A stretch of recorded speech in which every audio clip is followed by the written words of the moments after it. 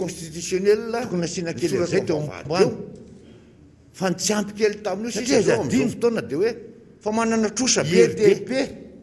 haute cour zay constitutionnelle natao hoe tsisy zavatra antenaina raha ireo no asiana kely zay teo ambany am'izany satria zadiny fa manana trosa be lanja fa io ihany zay natao hoe tsisy zavatra antenaina raha ireo no antenaina manana valeur ve le izy avadika vetsy firoba avadika ray milanja fa io ihany zay le zavatra nieritreeta zany hoe tsy hitako zay lazaina any manana ny valeur ve le izy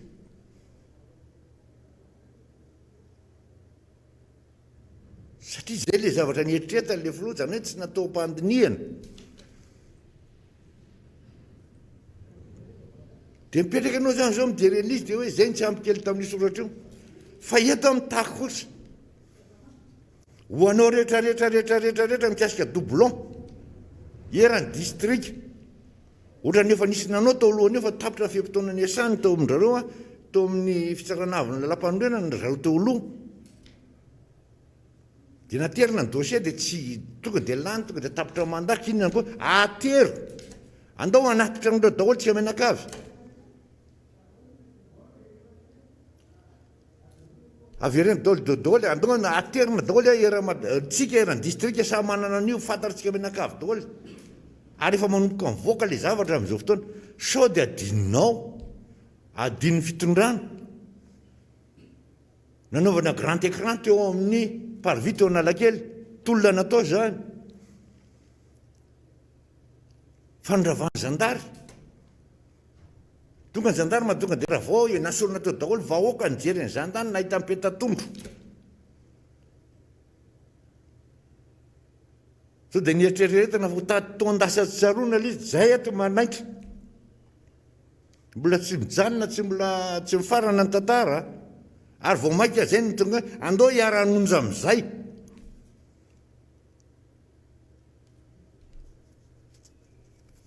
fa rehefa voninareo zay kosa ento daholo doublon fantatrareo daholo ndrairay sa manana ny dossier daholo andao aterina ny plainte na izy ianao na mpanao politika ianao na olotsotra so de zay mba mampivahan ty zavatra dalàna atao ny fitondrany tikatra omena azy ny zavatra nataony afatara fa hoe inona ny zavatra tsy nitina atao fatany io fa itsika ny tsy mikitika an'le izy ny aretiny eo ihany araka ny tenin'le ministra hoe samy mitsabo tenako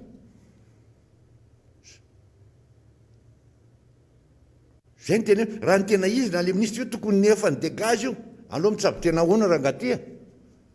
samy mitsabo ny tenany fa nakaiza le vola be de be men'ny olona vanivela ny mietra nataon'ny olona anao aloha samy mitsabo tena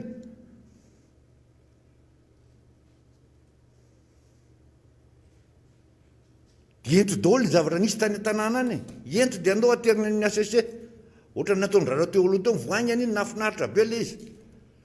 andeha anjatovy maromaro ny resaka na mpanao politika na tsy mpanao politika ny olona neutre nanototra fitoriany a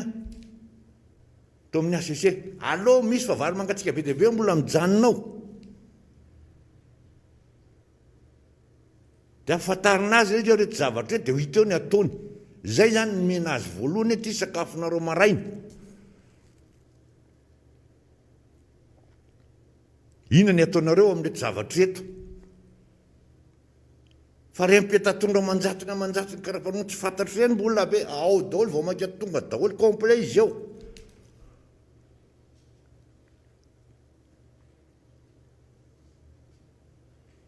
de par district samy mitondro ny azy fahafantarany olona fa tsy eto Antananarivo no mitolona avy any amin'ny province samy mitondro ny azy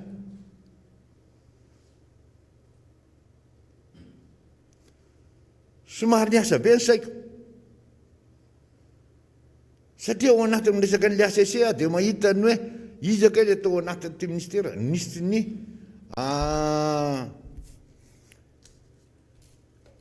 ministre ny transport sy fizahantany ay le rangaha tao reta fivarotana an'le force hoanina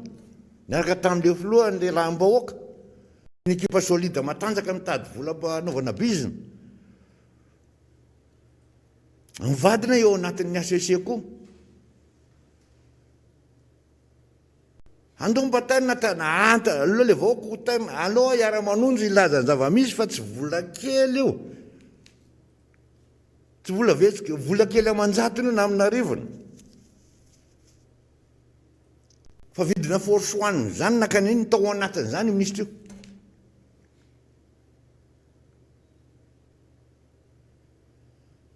aloha ampiasaina izy hoe nakaizana avoay le zavatra misy miteny anao mitady hôpitaly malalaka sika ery ambodratry ery fanaovana golf reny ka malalaka be misy trano be dia be ô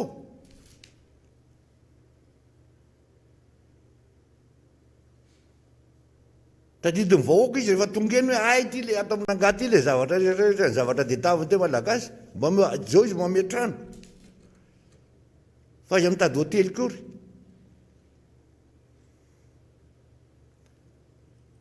zay no teniko hoe le force hoanina de davina ohatrina vola zany ny ala teto dia tsy fantatra ny nalehany natsimo sany navara dia nakaiza ny volany tamberina nakaneninina firy vetsika robo tamin'izany ny tany am-posira malagasy am'izao fa isarana an'izao ny takina ny zaniko io raha samy miampy zany fanampiana avy any velany kasika fanampiana tamin'ny covid sy netram-bahoaka miampin'ireny voloreny zavatra tokony azo daholo malagasy ray manontolo any am-posiny zao anao sady tapenana amin'ny vavany tapenana amin'ny posy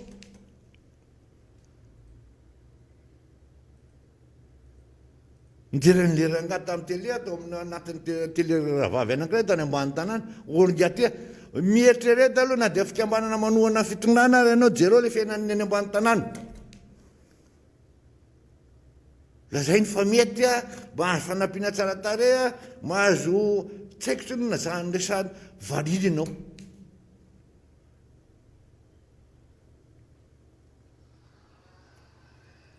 fa matoa ny olona mieritreritra zavatra tsy mety a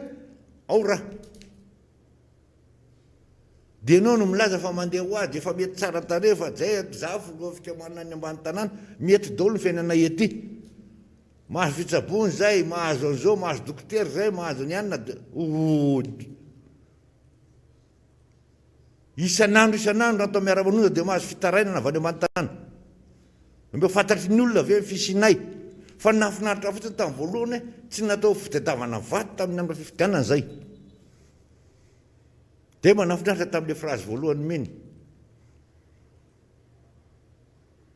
zay tsy resaka ny hitatika anao no hoe resaka politika na ino fa tena milazany hoe inona ny asa miara-manonja iara-nonja aminao zay hitadiny zava-misy ampalala aminao zay iara-nonja anao ampilaza fa misy zavatra tsy milaminy eto Madagasikara tsy mety nitarika aminao zay anao iara-manonja aminay hitadiny zay taky ny zava-misy ohatra ny zavatra eny tamin'ny omaly efa miomana ny vaoaka hikapoka sary-milany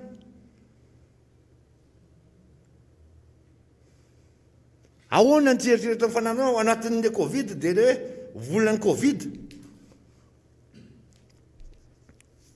aloha lazainy aminao malagasy malala malagasy havana manontolo rianao manontolo malagasy ka miaina eto ny tany ity fa ho isan'ny 45 milliard ho isan'ny 45 milliard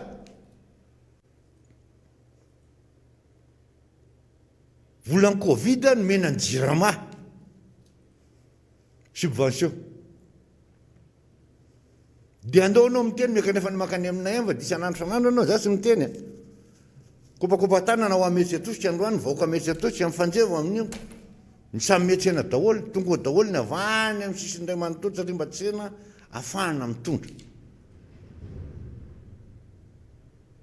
dia nyteny ndray tasy amin'ny population fa manomboka hoe zao amin'ny 2 tsy fantatra nisany nefa nandeha nitosika hafa miny ty langalanganareo sy balarorareo ty ajanony ataovy any tokantranonareo any langana mahazangay tenosy be taninareo teto aloha aizadino fa matondreo namana tapaka avy any dilamato nanampy tamin'ny fanomezana ho an'ny tamin'ny covid tikatra dia ho an'ny vahoaka malagasy. Any aminay ihany misy tsy misy, any atsimorano any tsy mihinan-kanina, any avaradrano any efa tsy fantatrony na inona no hoanina nefa miady mifaly sisa alaina any an-tsaha tsakoana.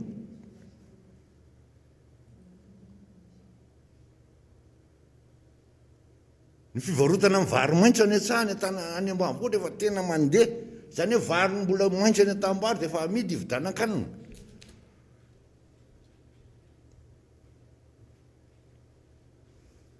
Fa mitarika an'ilay sain'ilay olo tompona anaikitra amin'ny vatana manao anti-barrage sanitaire ity. Ka zay ny tenenako eto a, ilazako satria mbola maro ny zavatra tiana ho tenenina, satria masitsika samy any an-dalana any daholo namana rehetrarehetra mikiaro vaovao. Mety hiditra telefonina eto a zavatra fomba fanao tato miara-manonjy zany, ka raha vonony zareo a dia aleo izy tonga dia hiditra. Mandrapahatonga an'izany, zay ny teneniko hoe misy maromaro zany ekipa solida miara-manonjy any an-tsahany. Isaorana be dia be izy ireo, azo lazaina hoe miafina hoe enjehana sy karazany, fa tena miasa fo izy. Mizara vaovao amin'ny malagasy satria maro anao malagasy, maro vahoaka no manontany.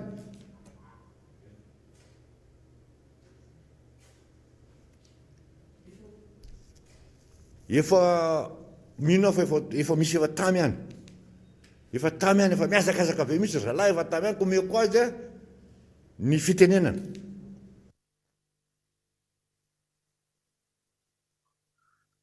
Dia faly miarabantsika rehetra indray a manaraka ny fandarana na miara-manonja amin'ity androany ity. Isaorako ny solombavambahoaka ny Madagasikara, Rodin Zafindrato nanome any fitenenana resaka vary maitso izy io dia fomba ny tantsaha rehefa sahiny rehefa tsy ampy ny tsinjovana ny vody andro-merika dia miroso amin'izany fomba fitosana zany ny tantsaha malagasy. Mandritry ny taona maro dia tsy nitsony zany satria dia ny fotoanany roso roa arivo nametraka ny paikady ny vulgarisation agricole ny fanjakana malagasy fony Andriamatoa Marc Ravalomanana no nitondra dia niezaka mihitsy amin'ny fampiakarana ny voakabary manerana ny Madagasikara. Ary raha tsarotsika dia misy ny fifaninanana tamin'ny famokaram-bary amin'ny karazany samihafa tamin'izany vanim-potoan'izany. Tsaroko satria ny tena teknisiana dia efa nahatratra hatramin'ny 12 taona l'hektara ny vokatra ny taona 2004. Rehefa io trano io no miverina varotra mihitsy ny tantsaha dia tena resy tanteraka indray izy zany ary mitotongana ny toekareny anivon'ny tokantrano. Tsetratsetra tsy ary teny mba tiana ilazana amintsika ny hoe ny famokarana no anisany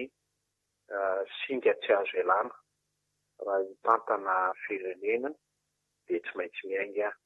any amin'izy ireo satria ombenombeno raha resahana fa 770 tamin'izany vanim-potoana izany. Amin'izao tsika miteny izao eo amin'ny 770 ny malagasy dia tena mbola miaina amin'ny fiasana sy ny famokarana eny ambanivohitra. Hitantsika izany fa amin'izao tsika resaka izao 2024 dia tsy any amin'ny faritra Rivermamy eny ihany, amin'ny faritra maro amin'izao tsika miteny izao dia hiverina ny raharaha mivarotra veromaty. Dia izany no zava-mitranga mikaro mihitsy nefa dia tsy mitovy mihitsy amin'ny vokatra azo sapain-tanana rehefa miakabako. Satria dia vidiny ny mpanambola any amin'ny faritra hafa dia ny karana ny sinoa no manao azy. Fa any amin'ny faritra Bongalava Italia dia ny mpanambola, ny mpanangom-bokatra no manao azy. Izany no zava-misy iainana izany amin'izao tsika mifampiresaka izao.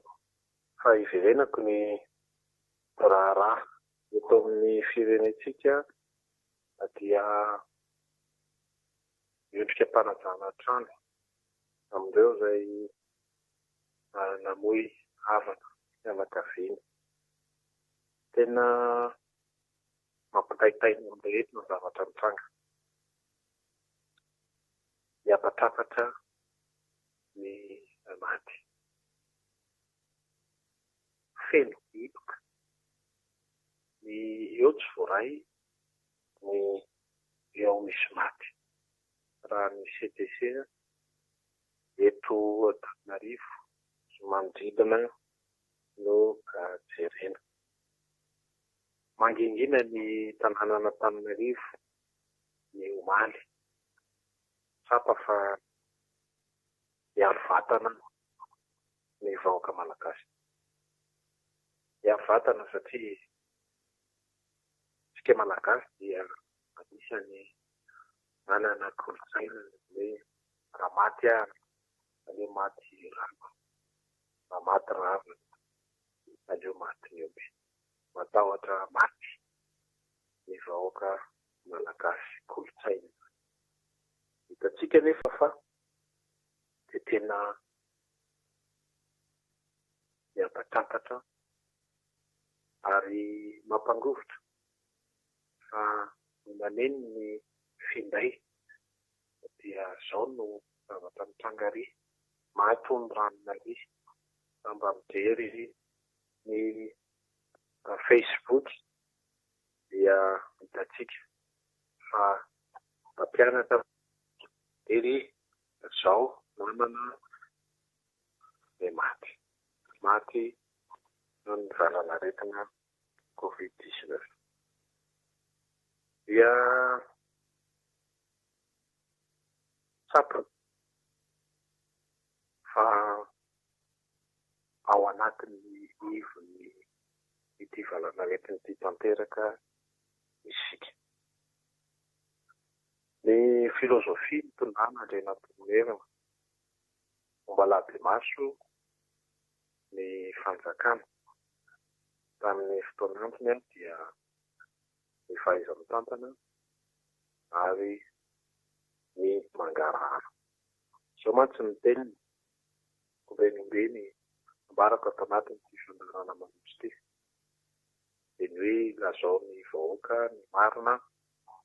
mba tsy ho diso amin'izay antenainy izy. Ity mpanjaka malagasy anankiray ity dia mpanjaka anisany 70 taona ny tantanany itondrany ny fanjakana fa nanana fomba fijery izay mitodika mandeha makany amin'ny tombotsoa iombonany rehetra. Ary ny fahaizana mitantana no tena anisany imasony. Ny fanjakana rehetra zany raha te hanana an'ilay fitiavan'ny olom-pirenena misy eo aminy ary izay no atao hoe mpitondra fanjakana. Rehefa mijery lefitsika ary ombenombeny ambareto dia tsy tonga ho azy izao zavatra mitranga izao. Fa fito volana lasa izay no niaingany ny herin'ny fanoirana somary misokatra amin'izao endriny izao dia maro ny jinindo ny amin'ny hoe tsy maharesy tosika amin'izao fanjakana izao ireo famerana ireo. Fa amin'izao tsika miteny izao dia hitantsika fa misesilany ny faneho-kevitra etsiro. Misy esilany ny tsy fankatoavana manodavamisy. Hitantsika izany ny mpitapitra. Eo anivon'ny zota nasionaly na interregional dia maneneviny manoloana ny zava-misy. Idina tsy mahazo miasa kanefa tsy misy fitetra raisina mba ho tambiny izany fiafiana sakrifisy izany. Tsisy na dia mitaza-potsiny raha fanjakana mametaka fotsiny. Mididiko fe lehibe dia tsy maintsy atao, dia tsy maintsy atao. Hitantsika fa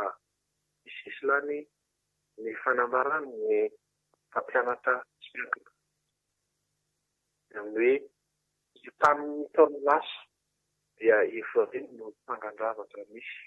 amin'izao vanim-potoana. Dia mbola misy ny fandraisana fanapahan-kevitra tsy afaka miaho. Tsy misy adivitra, tsy misy fotoana ahafahana mifanakalo, hevitra na mety ahitana hevi-baovao marina ny olona fa avy hatrany dia ara-fanjakana sy mididiko fe lehibe tsy maintsy izao no atao. Dia izany no tsy fahaiza-mitantana. Hitantsika fa ao anatin'ny herintaona monja 800 millions de dollars ny fahatsiloana na ny ndamina na ny nomena ny firenena malagasy mba ahafahana minikitra amin'izao Covid-19 izao, dia ao anatin'ny dingana faharoa ivoahan'ilay virusy dia hitantsika fa tsy manam-bola tsony raha fanjakana malagasy. Izany no tsy fahaiza-mitantana. Izany no tsy fahaizana miantsoroka mialoha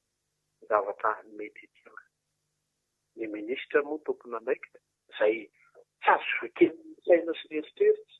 raha olona siantifika, raha olona nianatra no andeha hiteniny amin'ny hoe tsy misy deuxième vague izany eto Madagasikara. Olona tompona anaikitra nandany ny fotoanany nianatra dia mahasamy teny mahasovoaka misy izany eto Madagasikara. Izany no tsy fahaiza-mitantana. Satria tompona anaikitra voalohany izy momba ny fahasalamam-bahoaka kanefa dia izy mahavita fa miteny fa tsy misy izany deuxième vague izany. Ny olona ary nefa izao tsika miresaka izao ao anatin'ny troisième vague. Raha miresaka any Eropa na la Frantsa. Dia tokony eritreretana ny fitondrana malagasy. Fa raha tsy miditra ny vaksiny farak'izay ny Madagasikara, dia misy indray ny troisième vague amin'ity falanaretina ny Covid-19 ity. Ny azo ambara dia mila volefina ny filohan'ny Repoblika. Mila volefina ny fanjakana malagasy. Satria noho izany tsy fahaiza-mitantana izany dia tsy manan-kambara sy tsy manana vahaolana azo tsapain-tanana intsony fa dia nididiko fe lehibe sisa no ampiarina. Ny antsovonjy amin'ny tsy miankina. Satria raha ny partenaire technique financier ny système des Nations Unies dia tsy miara-mitsikombakomba mihitsy amin'ny mpanodikodim-bola mpanjakana. Izay ny fomba fiasan'izao. Izay no mahatonga azy. Ingérence no zavatra mitsangamana. Fa izay no mahatonga azy mandeha miatrika ny inisiativa ny tsy miankina toy ireny. Satria tsisy fanjakana intsony izany Madagasikara afaka miantso mindretra hiady-hevitra momba ny fanafarana vaksiny. Dia azagaga tsika rehetra vatana ny sabatan'olona satria tsy matoky intsony amin'izao fanjakana malagasy izao. Etsy ankilan'izany moa dia miezaka manao ny fomba fiasany ny ministra amin'ny hoe misy raha misy amin'izao dia zavatra mandalo ihany fa efa ho peritreretana ny fanjakana malagasy ny anafarantsika ny vaksiny ny sisa dia mitsapa izy rehetra aza dia misitrika mitsoka ity valanakety ity ary raha ny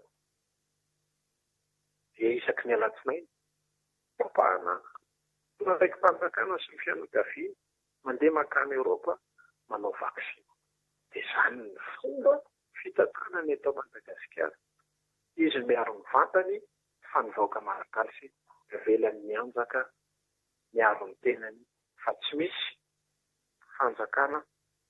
afaka mitika amin'izao olona izao. Inona no tikam-baka tiam-pamanana na dia tsotra ny hoe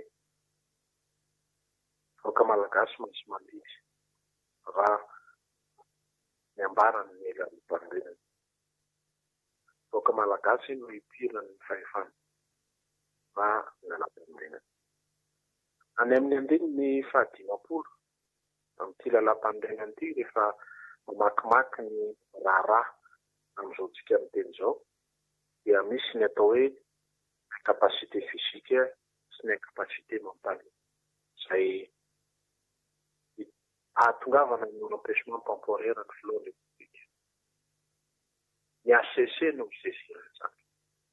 So zava-misy zao dia fa kapasite fizika satria tsy mahavita mandray fanapahan-kevitra ny flot république miady hevitra amin'ny tompona andraikitra rehetra mba ahafahana mitondra vahaolana mazava ho an'ny tsy miankina. Ahafahana mitondra vahaolana mazava ho an'ny mpitatitra. Ahafahana mitondra vahaolana mazava ho an'ny mpivarotra. Ho an'ny mpandaramody, ho an'ny olom-pirenena tena ao anatin'ny fahasahiranana satria manana ny maty amin'izao tsika miteny izao. Voatery mampioboka ny tenany noho ny tahotra ny ovaty. Incapacité mentale satria tsy afa hevitra intsony izany. Ny tompona andraikitra voalohany ny chef d'État ny amin'izao zavatra amin'izao. Dikan'izany dia tokony ahisaka aloha ary mitombina ny fanambarany ny namany ao anatin'ny miara-monjy hoe misaro misakisaro rehefa tsy mahavita mamany izao olona izao fa maro ny malagasy afaka mitondra vahaolana mitondra. Ny fanoherana matoa manohitra dia afaka mitondra vahaolana mitondra. Tsy mbola nisy izany fitondram-panjakana manohitra ny mpanohitra izany raha eto Madagasikara. Kana maneho hevitra miteny ny mpiara-belona ny firenena mitovy azy ny mpanao politika eny amin'ny adala raha tsy izao fanjakana resahantsika izao. Izany ny fahefana dia antsika vahoaka. Eny ny fanehoan-kevitry ny rehetra ny amin'ny hoe amin'ny 17 ny volana avrily ho avy izao dia misy ny rehetra fanehoan-kevitra momba ny tsy fankatoavana amin'izao zava-misy firenena izao. Raha izaho manokana Guy Maxime Maralanseny hatrany am-pianoana dia tsy mba manaiky ny firaisana tsokombakomba ao anatin'izao fitantanana ny firenena mandeha makany ny fanavalana. Dia miambin-kevitra amin'izany izay. Izay aza raha ny 6 février dia efa miteny amin'ny fanehoan-kevitra mazava ny hoe tsy mety hita azon-doziny Madagasikara no dia manana mpitondra tsy mieritreritra fa tsy ny any am-balahany sy ny namana. Ny mpiara-piombon'antoka moa dia super président. Izy no mametraka amin'izay tia mapetraka na eo nify ny fiadidinan'ny republika na ny ministre lehibe gouvernement dia olony ary olona ny volavolaina. Ny tompona anaikitra eny anivy ny district na eny anivy ny faritra dia tsy maintsy izy no mandidy sy manapaka. Nahoana natao izany Madagasikara? rehefa iraha mahita fa neny polisy nytato ny ekônomia eto Madagasikara dia ny vahiny no mifehy azy. Tsy manana felonana izay malagasy manan-karena fa zoantsika malagasy no tokony hanan-karena eto amin'ny tanitsika. Fa tsy ny volam-bahoaka no atao mampanankarena. Tsy ny volam-bahoaka no atao mampanankarena. Fa ny olona mieritreritra hitondra fanjakana dia mpanotom-bahoaka. Ny vahoaka no tokony hoavina atapony io fa tsy hitsakitsahana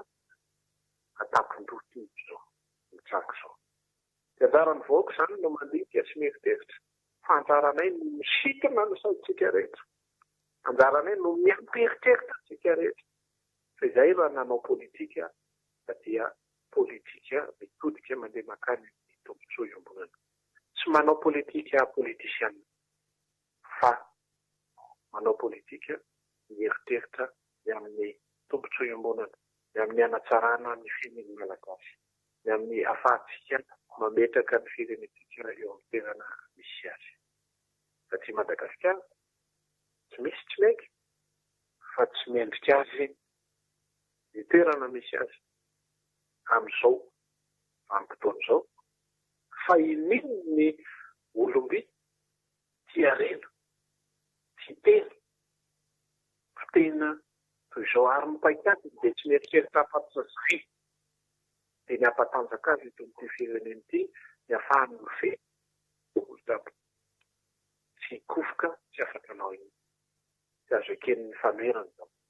Raha sika mpanao politika dia tsy manaiky an'izany. Hevitra fa tsy vola vita tanana ny firenena ary mitodika mandeha makany amin'ny tombontsoa iombonantsika. Lavolefiny izany ny filohan'ny repoblika anjarantsika vahoaka malagasy izay masy mandeha no mandinika sy mieritreritra fa ny faritra hombon'olo ny 5 tapitrisa dia tsy mendrika an'izao zavatra misy sy mitrango izao. Ny Covid-19 dia olona ny tsy fahaiza miantsoroka mialoha. Anticipation, problème d'anticipation. Mazava izany fa zavatra azo hiadiana io ary zavatra azo hotrarina paikady zavatra mitombina. Mila misakisaka ny filohan'ny repoblika. Ary ny andininy faharoa dia mametraka mazava fa afaka mametraka ilana izy. Ataoko fa izany ny tsara indrindra. Tsy isin'ny fiverenana ny fifandonana ara-politika eto amin'ny tany sy ny firenena miverimberina. Tsy isiana intsony ny exil politika. Tsy isiana intsony ny fifandonana sy fifanenjehana fampitehan-javatra eto amin'ny firenena dia tsotra izany. Raiso Andriamatoa ny artikla 250 dia avelao ilamina ny raram-pirenena, avelao ny mahay politika ny manao politika, ny professionnel en matière politique ny manao politika, fa tsy ny olona tia andrakandana, tia tsapatsapa ary mitondra fahavoazana lamina eto amin'ny firenentsika. Mankasitraka makaterina rehetra metraka ny mandram-piona indray.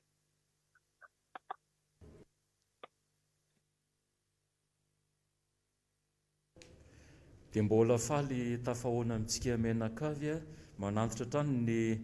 araba ho antsika rehetra izay manaraka tsy tapaka ny fandarana miara-manonja na ny eto an-toerana na ny any ampita an-dranomasina any. Eto moa dia mitondra foana ny fampahirezana ho an'ireo havana namana sy tapaka izay mbola miady mafy amin'ity valana retina mandripaka ny eran'izao tontolo izao ity. Fa ny antsika moa ny eto an-toerana no hita maso. Mampalelo raha ny zavatra misy satria andalana ao akaty amin'itony toerana ahafahana mifanerasera etony no ahitana mpiray-tanindrazana hoentina amin'ny sarety hamonjy toeram-pitsaboana. Mba eritreretintsika amin'izany hoe ny fotoana laniny, ny tebotebony, ny fahasairanany. Rehefa eny moa le antony eny andehanana sarety zany hoe maninona ny tsy mba niantso ambulance dia ny hoe matahotra anjareo satria andoavam-bola ary tsy zakany aina izany sarany izany atao hoe mpitatitra ny tsy salama izany.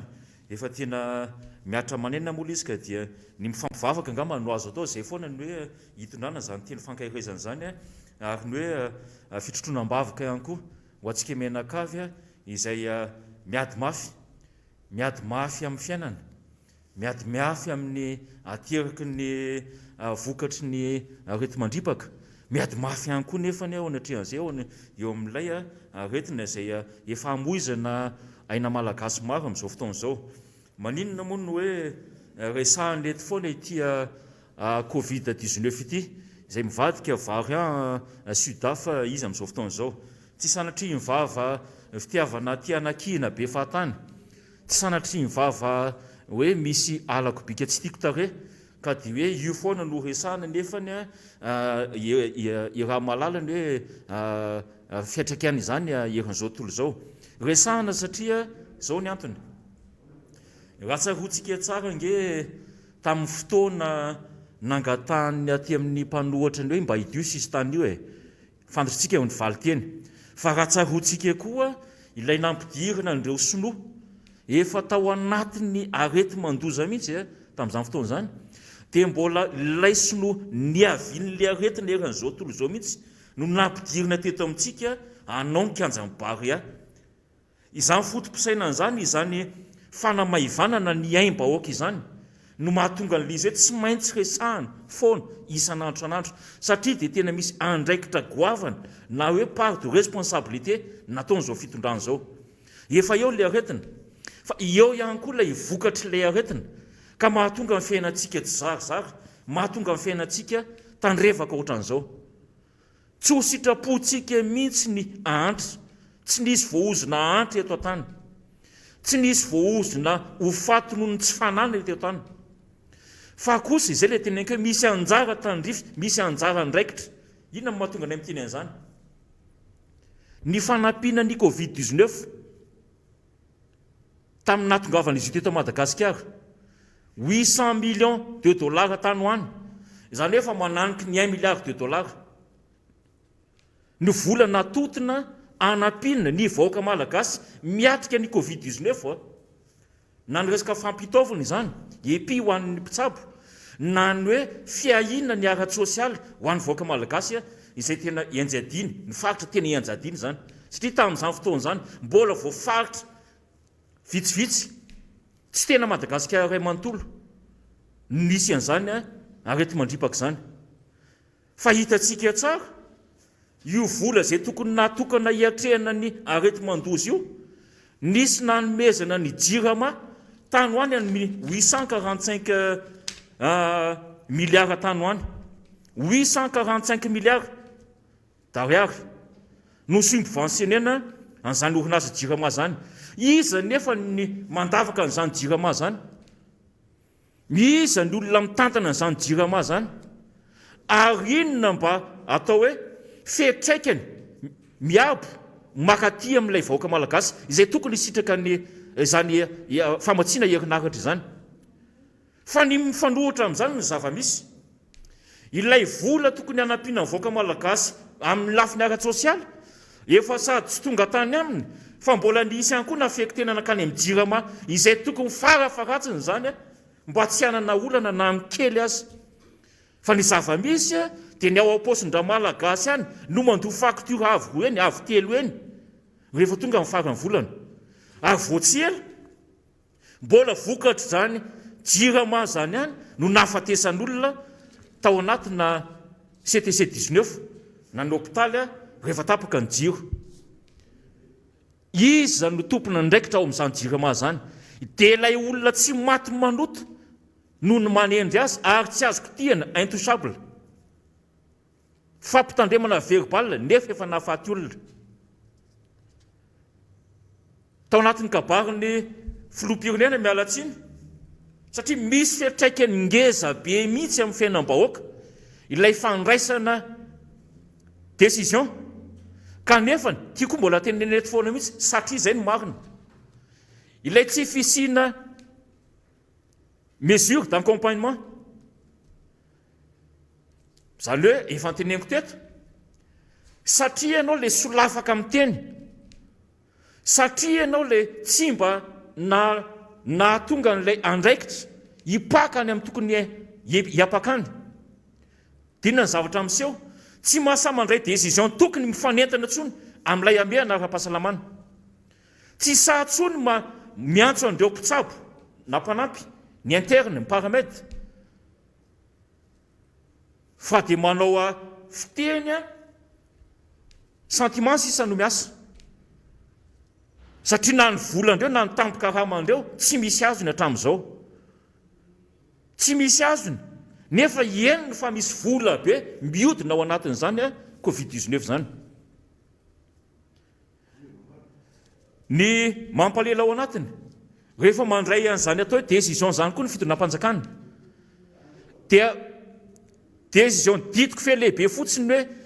tsy miverina mianatra ny mpianatra. Tena iombona-kevitra iny.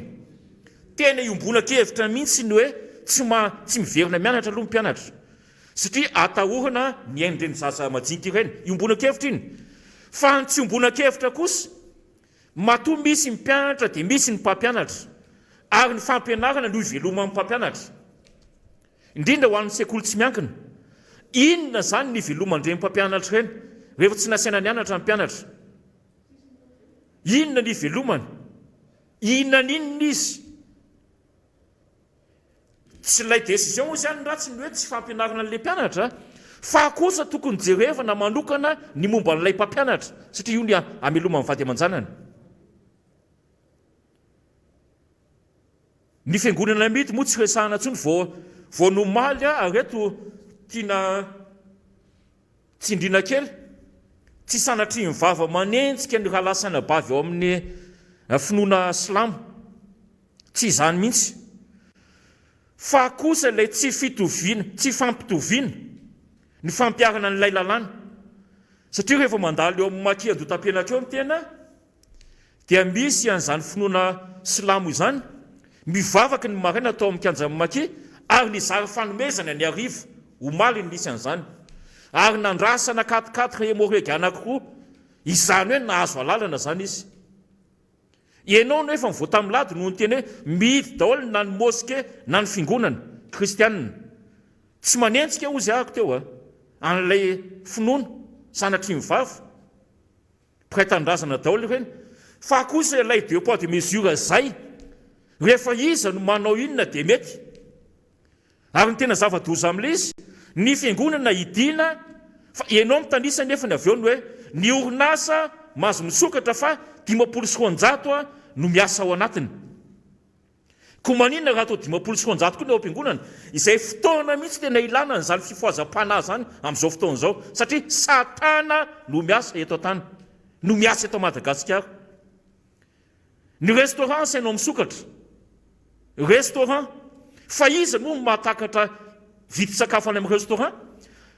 Ny 900 mivoaka malagasy hoe dia eritreretinao fa avidy sakafo any amin'ny restaurant? Vary akapoka azy efa mampikaikaiky azy ary vao maly nisy ny jirovavolombelona, fa indray mandeha ao anatin'ny ray andro any no mihinan-kanina. Efa mba noahina ianareo mpitondra fanjakana ve zany? Efa mba nijerevanareo ve zany? Ary efa niomana tamin'izany ve ianareo? Ary raha antanina koa azy hoe mba misy ve filet de sécurité? Satria gouverner c'est prévoir. Fa ianareo tsy niomana ny hitondra firenena mihitsy, tsy niomana na hitantana, ary tsy niomana ny hitondra ny vahoaka, hivoaka anatin'ny aizon'ny fahantrana. Fa niomana fotsiny akaseza, ary voaporofo zany tao anatin'ny fifidianana. Voaporofo zany tao anatin'ny fampilezan-kevitra. Ny vola be tsy toko tsy iforoana, ary ananany karana maimby izy amin'izany fitondrana amin'izao fotoana izao. Voaporofo hita maso, ary be dia be no jirovavolombelona ny hoe niasa kazana mihitsy à tout prix ny nazahoana an'izany seza ny fitondrana zany. Fa tsy niomana mihitsy ny akoatr'izay. Projet de société nofinofy ary tsy misy tanteraka na iray aza hatramin'izao fotoana izao. Building moa no napahana tenana fa fasana no rangaranganareo, fasana fahobe, fasana firaisapo. Tafiditra amin'izay fasana firaisapo zany ny resako, mahatonga le lavo ny valana retina no hiazakazana tsy maintsy alevina ny androtriny ihany dia noho ny fahatahorana hoe mbola mety hiparitany ilay virus aveko tsara mbola atahorana ny hiparitan'ilay virus na dia maty aza ilay olona satria tsy microbe iny microbe miaraka maty amin'ny olona fa ny virus mbola velona foana na dia maty aza ilay olona ka maninona no any amin'ny toerana manakaiky fiarahamonina manakaiky vahoaka izay namafisy ny député Mamirabenirina teto satria misy voakasika ny any amin'ny districtny Ambohidratrimo dia any ianareo no mieritreritra ny ianao an'izany fasan'ny firaisapo izany na le anarany aza sanatriaviny vava misy endrika hoe mahavelombolo satria hoe firaisapo faty ve dia mahavelombolo famoizana fianakaviana sy pretendrazana ve dia havelombolo ka asiana izany langage ohatrany hoe tsy fantatra intsony ny tiana tongavana akoatra ny any amin'ny hôpitaly hoe bienvenue tena ridicule tena tsy haiko intsony ny malaza azy mampime ozy ny fiteny jatovo tena mampime ary ny tena zava-doza dia ty efa tsy haiko ho te intsony ilay mpitondra fanjakana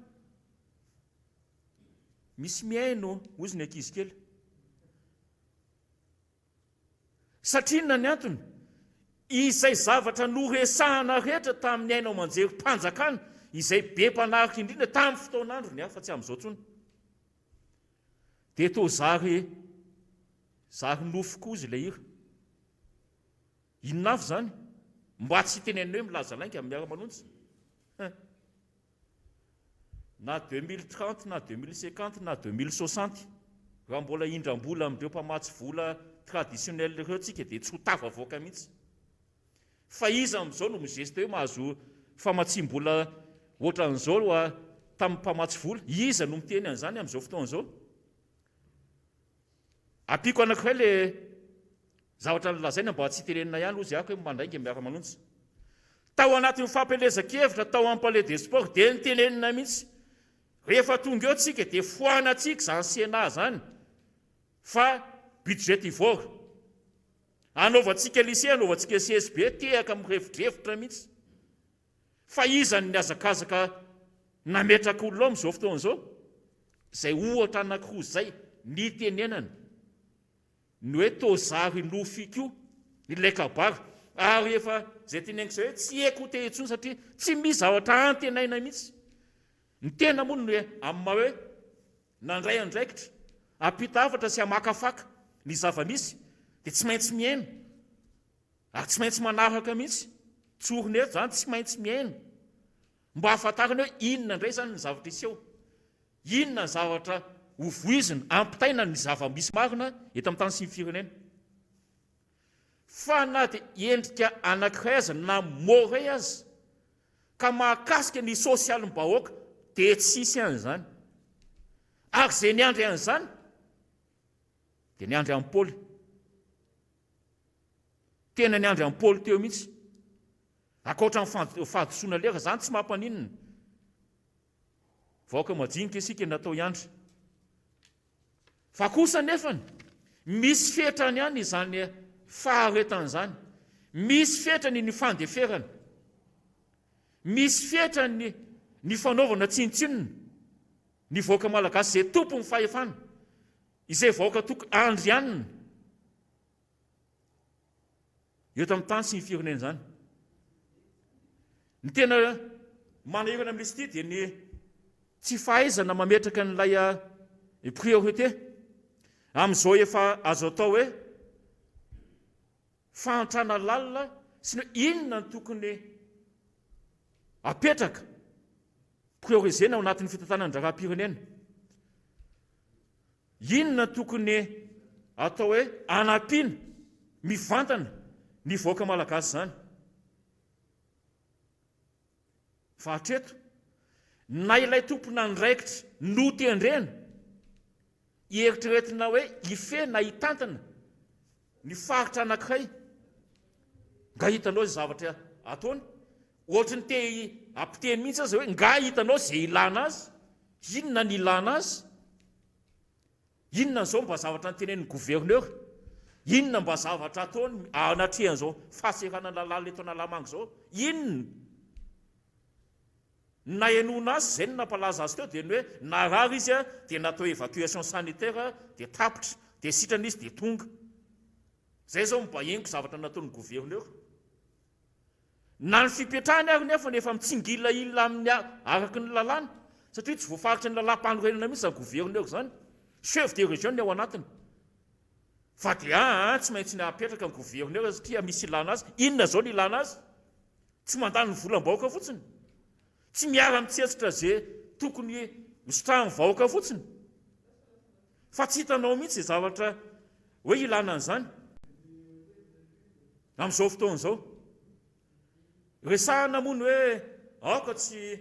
anaroatra ny zava-misy amin'izao fotoan'izao, hoe aoka mba tsy anakihontana ao nahontren'izao fahaseranam-baoaka zao, fa tsy rariny kosa ny zava-misy tsy mety ary tena tsy takatry ny saina eritreretina mihitsy raha ny iainana amin'izao fotoan'izao io. Ary tsy resaka hoe fitavozavozana, tsy izany mihitsy, tsy resaka tsy fitavozavozana zany, fa resaka tsy fahaiza manao mihitsy na finiavana tsy te handray andraikitra. Efa nampimanina moa tsika ny hoe efa misy fasana fahobe ho atsika, efa nomanina ny amin'izany ke ary nambariny maître Iantra Zafy Manatsoteto Nomaly ny hoe raha ny fahasalamana na ny fitsaboana no eritreretina omeny fanjakana sosikevitra solution, ny fasana no efa rangaranga fa efa izay no miandritsika. Voankeo maraina ny namana ny nampita teto ny hoe filaharam-be ny eny anivon'ny pharmacie eny faritra Mbomanga kely eny, prezizena mihitsy mba tsy hitenena sasany hoe mandainga. Ny faritra Mbomanga kely rehefa milahatra le olona ividy amin'ny volany, amin'ny vola miala ao am-paosiny, fa tsy miandry an'le hoe omena maimaimpona, satria mbola mampametra pantaniana le hoe omena maimaimpona iny, misy tokoa ve sa tsisy. Fa efa sady milahatra ividy ilay olona, fa amin'le protocole ny fitsaboana voalohany iny zany no hoe tokony mba misy azithromycine, vitamine C, mané B6 na ny mag 2 izay fanefitra tokony hoe hitsaboana an'le marary zany. Fa dia tsy manome zany toerana fivotam-panafody zany raha tsy misy ordonnance. Ekena mety any amin'le fialana amin'le hoe misy monobizina le fanafody, mety izay ny antony. Fa kosa raha ohatra ka plakety anankiray isan'isany no tadiavin'le olona, tokony mba omeny azy satria efa tena ilay olona mihitsy ke no miany tena mivantany, tsy mana-tena n'izatsony, tsy mana-tena n'izatsony, fa izy mihitsy no miany tena mivantany ary izy mihitsy no miezaka manavitry ny ainy. Ka tokony jerevana akaiky ihany zany ho antsika farmasienina amin'izay lafiny zavatra zay satria velotaraina moa zareo mariana eto fa efa lasa sehatra hifampitaizana ary sehatra hifampitsinjovana ny ato anatin'ny miara-manonjy. Efa izany miara-manonjy sisa no hany ary fenitra ho amin'ny vahoaka malagasy izay ankasitrahana n'ireo mpisetra tanàna miara-manonjy moa ireo solom-bavim-bahoaka amin'ny fahasahina mijoro sy ny fahasahina miatrika ny adidy masina eto amin'ny tany sy ny firenena, ary asan'izy ireo raha teo no misolo vavany ny vahoaka malagasy. Eto dia mampirisika kely atsika ny amin'izay le hoe fifampitsinjovana samy malagasy izay, ny amin'izay le hoe mba tsy isika samitsika no sanatry mivava hifampitsetsitra ao anatin'ity areti-mandozy ity. Ny tenenina manokana tamin'izany moa ianareo namana mpitsabo, kanefa nyty soketaina ny sasany amin'izany hoe mpitsabo zany, ny hoe dia hoe maka vola, mivarotra fanafody, manao fomba tsy izany kosa angamany, fa na ny fankasitrahana an'izy ireny aza ange, na ny fankahirezana an'izy ireny aza ange, izay gesta kely indrindra, fa raha ny eny ny kikiky an'izy ireny dia izao ny fampitaovana tsy ampy, ny endaminy te tsy misy ny tampokarama zany tsy azo dia mbola izy ihany no soketaina amin'izany. Mampalelo ilay toe-tsaina izay toe-tsaina tsy tokony hita taratra ao anatiny zany atao hoe fahasahiranana mahazo azy ireo mitsabo mivoaka malagasy zany. Hita ary tsapa ny ezaka izy ireo isorana azy zany. Farany ny amaranako ny anjara fitenenako ny androany dia hitanay ary renay ny etaeta mivoaka malagasy ny amin'ny hoe tsy zaka tsony ty, leo tsy mihinan-kanina izahay, leo naretiny izahay, leo mandeviny izahay, leo vitim-piainana izahay, leo ny fampanantenana izahay, leo rehefa karazana leo rehetra dia voatandrisa amin'ny malagasy ao anatin'ny réseaux sociaux, ao anatin'ny fampitakafatra ny hoe izahay malagasy, izahay vahoaka tsy mandady arona, izahay le nametraka an'izao fitondrana izao ka leo azy dia anao lakilosy fanairana amin'ny zoma adidiny tsiraray no manevitra ary zo fototra zany. Tsy izay eto amin'ny miara-manonja mihitsy zany ny anakana ka tsy mety zany, na koa atao fa izay no hitarika tsia isika mihitsy ary izay le antsoavina atao teto ny hoe ny fahatongava-tsaina tsika, ny fahatongava-tsaina, ny fahasahitsika mijoro ary ny fahasahitsika maneho an'izany zo fototra zany. Zoantsika tanteraka mihitsy ny mampita hafatra mitaraina amin'ny alalan'izay fahafahantsika manao azy. Ny amin'ny zoma no fantatra ato zany dia ny hoe hivoaka ny trano isika eo amin'ny tandrifiny tranontsika,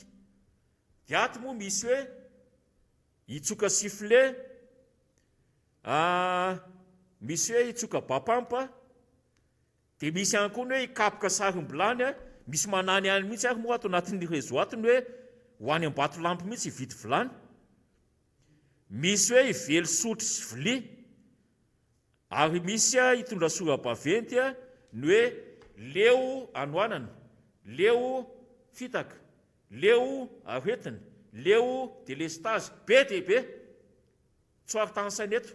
fa ho anareo izay anamarina an'izany dia jerevy ny réseaux sociaux. Ankahirezina mihitsy isika amin'izay fahasaina mijoro izay, ankahirezina ozy ahako amin'izay fahasaina mijoro izay, mijoro mampita manaitra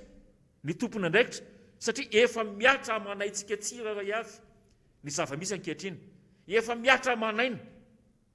Teo mbola hoe aloalika ny ranom-bary fa zao tsisy ranom-bary zany intsony, efa mangazo ny fianako ranom-bary ina tsy moa no aloalika, efa fahafatesana no andrasana. Izay no ampidirako ny zokibe Vonison Andrianjato asa raha efa tafiditra ao amin'ny Antsoantaroby ao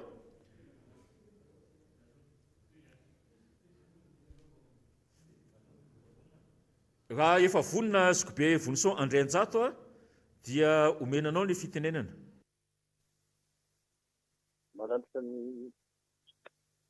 Mananitra ny arahaba tokolasy ary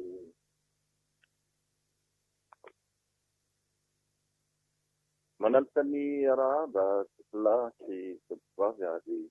manasatsika anaraka tany ity fandaharana amintsika loatra ity. Ny fahitanan'ny federa-pirenena dia mahalalanina satria dia soto saborde zany hoe nandrava-tena ny fanjakana raha ny zava-misy teny akoron-drano-teny no resahana. Ny auto sabordage mantsy dia ny tena ihany zany hoe nanapa-kevitra ho azy eo ny fitondra fanjakana tsy zakany intsony ny fampanana firenena dia démanteleny zany hoe ravaravany ny symbole de la république ary hita taratra amin'ny fisangan-javatra rehetra eto Madagasikara. Madagasikara izany toezavatra izany. Ohatra ny ACC. Amin'izao fotoana izao dia tsy fantatra intsony izay ACC fitopolona teny na ny ACC teo aloha amin'ny mbola tsy misy filoha ny ACC dia mbola manao ny affaire courante be zany andriamatoa Jean-Éric Rascouartso. Sa ireto ACC ireto zany efa mandray an-tanana ny fiainan'ny firenena satria efa misy ny an-tanana izay nataony ny ampahan-betsaka amin'ireo mpikambana ao amin'ny ACC zao. Rehefa jerentsika nefa ny fomba fihetsika ireo mpikambana ao amin'ny ACC vaovao dia lany andro mandeha mitsika ny zavatra tokony tokotehana. Raha ny marina raha tsy misy ny atao hoe cadre force majeure ao anatin'ny règlement intérieur amin'ny ACC dia izay ampiny. Satria misy cadre force majeure amin'izao zavatra mitanga izao misy absent ny mpikambana ao anatin'ny ACC noho ny aretina Covid dia famananteny anankitelo izy eo ohatra tandroko voafarany ino dia izay ny tokony tiana fa tsy nareo natao hoe repoblika ka anova ny fenitry repoblika mifanaraka izany hoe tailler sur mesure amin'izay zava-misy aminareo sy menada izay mandrafitra an'izany ACC izany. Dia fotsiny ny tompon' voalohany amin'izany ny président république satria ny président république no garant ny bon déroulement ny institution rehetra eto Madagasikara. Avela koa io fa raha mideriny endri-zavatra hafa isika dia no décentrena izany hoe nakisaka nakeny amin'ny tour orange zany ny foiben'ny république. Ny tour orange fantatsika fa trano bulletin miezina matsangana nandritra ny fetezanisa tamin'ny 2009. Ary ilay anarany hoe tour orange dia tsy tonga ho azy satria volondoranjy ny révolution tamin'izany zany. Fantatsika fa andriamatoa Akbarali Elias no niantoka ny Fokker-20 roplanina jet privé izay mpitondra ny président république na makany an-dafy na vice-président. Ary raha nofaina zany dia tokony asiana porofo satria constitution no milaza fa tsy azo atao ny mandray don na legue avy amin'ny olona tsotra ny président république. Ka d'empêchement zany. Ary mbola andriamatoa Elias Akbarali ihany no nampetrahany io Kadiak izay entina andriamatoa président république io amin'izao raha vaovao eny satria fa tonga volana maromaro milota eto Madagasikara io Kadiak io fa andriamatoa Elias Akbarali no nampetrahany azy. Sémantiquement izany hoe raha ny fomba mampanao dia ny président république manana 25 milliards de francs izay anaovany ny ahitratrany na ny tena fomba hijereny ny atao hoe tontolo ny fiarahamonina ny ankapobeny eto Madagasikara. Izay no nanangana ny président sanana ny atao hoe fondation Sylvestre. Ary fantatsika fa ny atao hoe IEM dia initiative izany hoe finiavana. Ary ny UE dia émergence songadina. Inona no ilana finiavana, ilana songadina raha ohatra ka mbola hiefehitra amina olo-tokana ny filohan'ny repoblika amin'ny alalan'ny initiative mba hisongadina eo amin'ny fomba hiatrehana zao arety mandoza izao. Fantatsika fa ny atao hoe santé publique no tena politique d'État ambony indrindra. Izany hoe tsy misy politika ambony noho ny atao hoe santé publique fahasalamam-bahoaka. Kinaona moa amin'izao fotoana izao no ankinina amin'ny privé ny atao hoe santé publique no fahasalamam-bahoaka. dia mbola gaga ny tenany amin'ny hoe eo indray fa nantsoina andriamanitra malala fa saingy izao dia appropriation fanaovana fanjakana ho bako ambina indray ny EDA ary tsy mety zany eo amin'ny atao hoe atao dia fomba firesaka no resana amin'izay fotoana izay hoe hoderena ny essai clinique mikasika ity EDA ity tsy anjaran'ny président de république ny ary tsy anjaran'ny fanjakana izany fa ny EDA ny ka tambavy tsy mbola misy miteneny mihitsy hoe fanafody io fa tambavy io noho izany mpitsabo professionnel azy mpikaroka ny pharmacopée eto Madagasikara azy dia everiko fa mandeha ho azy zany sady mpikambana radio ao anatiny atao hoe tradipraticien izy tsy ankilany izay dikan'izany dia laniaiky ny président ary tapidalaka le tanteraka amin'izay lafin'izay raha tsy mitambina amin'ny président de république dia hipobetina zao hoe Somaliland izay anisany tena notambovana hipakana hatramin'izay krizy rehetra mipetraka teto Madagasikara hoe aoka tsy hisy an'izany Madagasikara tsy manana gouvernement izany fa raha tsy mitambina ny président de république koa dia ho avy endrika Somaliland eto Madagasikara rehefa tapidalaka le ny président de république sy ny fanjakana fetariny dia fantatsika fa misy ny atao hoe miezaka ny ho tonga amin'ny hoe opposition intelligente ary fantatsika takan'ny miara-manonja zany ary fantatsika fa misy ny atao hoe opposition constitutionnelle izay tarihana le Mahamasina Rabalomanana araka ny volazo ao amin'ny article fa 120 ao amin'ny constitution ary fantatsika fa ny délai de grâce omenan'ny mpitondra fanjakana dia 100 andro fa niafiny mpanohitra niafina andritin'ny herintaona 20 ny volana janvier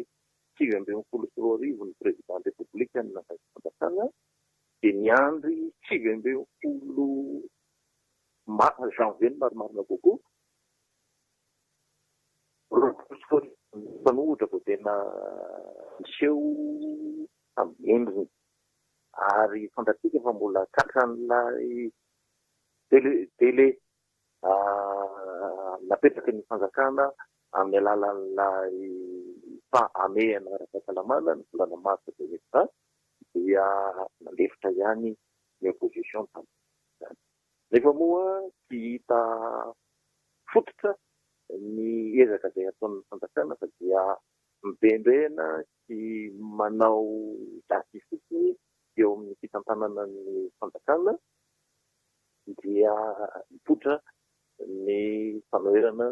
tany hoany amin'ny tapaky ny taona amin'ny taona tany efa nilaza ny mpanohitra tamin'izany fa tapitra ny délai de grâce nidikan'izay tokony manao consultation politique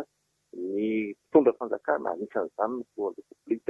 rehefa lany aiky tapidalaka le efa tamin'ny herintaona no faisabilité izany zany hoe ny fahafahan'ny président de république manao an'izany consultation politique izany farany ary tamin'izany moa dia nolazaina fa mitady toerana ny fandoerana ary inona koa ny dikan'izany fa tsy hizarazarana ny gouvernement izao sy ny tohity ary amin'izao fotoana izao dia gaga ny fanoherana satria dia nikarana ny omena ny toerana ambony eo amin'ny fomba hiatrehana ny atao hoe fampidio aizany fitiavana amin'raza anaovana récitation na tsenjery fotsiny eo amin'izay kabary samihafa izay atao ary fantatsika fa ny effectivité du pouvoir efa amin'ny sécurité zany hoe ny mahafanjakana ny fanjakana dia efa rotodrotika amin'izao amin'izao ny force de l'ordre ny tandron'ny filaminana sisa no miaro ny fanjakana io mba hijoro amin'izao vanim-potoana zany zao. De gaga isika mahita ny partenaire technique et financier izay micomploter any amin'ny Tour Orange miaraka amin'ny Elias Barali. Ny dikany atao hoe Nations Unies firenena mikambana zany ny ambasady rehetra eto Madagasikara dia mitoditody mamaly ny antso n'Andriamatoa Elias Barali dia ny dikan'izay des accès eny amin'ny foiben'ny Tour Orange zany ny foiben'ny fanjakana Madagasikara. Ary izany endrika tena farany tsotra mambara hoe fanongana fanjakana. Dia anjaratsika raha ohatra hoe ka ny fanoherana ny manao izao fihetsika Andriamatoa Elias Barali izao dia inona ny zavatra hitanga amin'ny fifanamboarana sy ny fampitondrana ara-politika eto Madagasikara. Angatrany dia voasambotra tokoa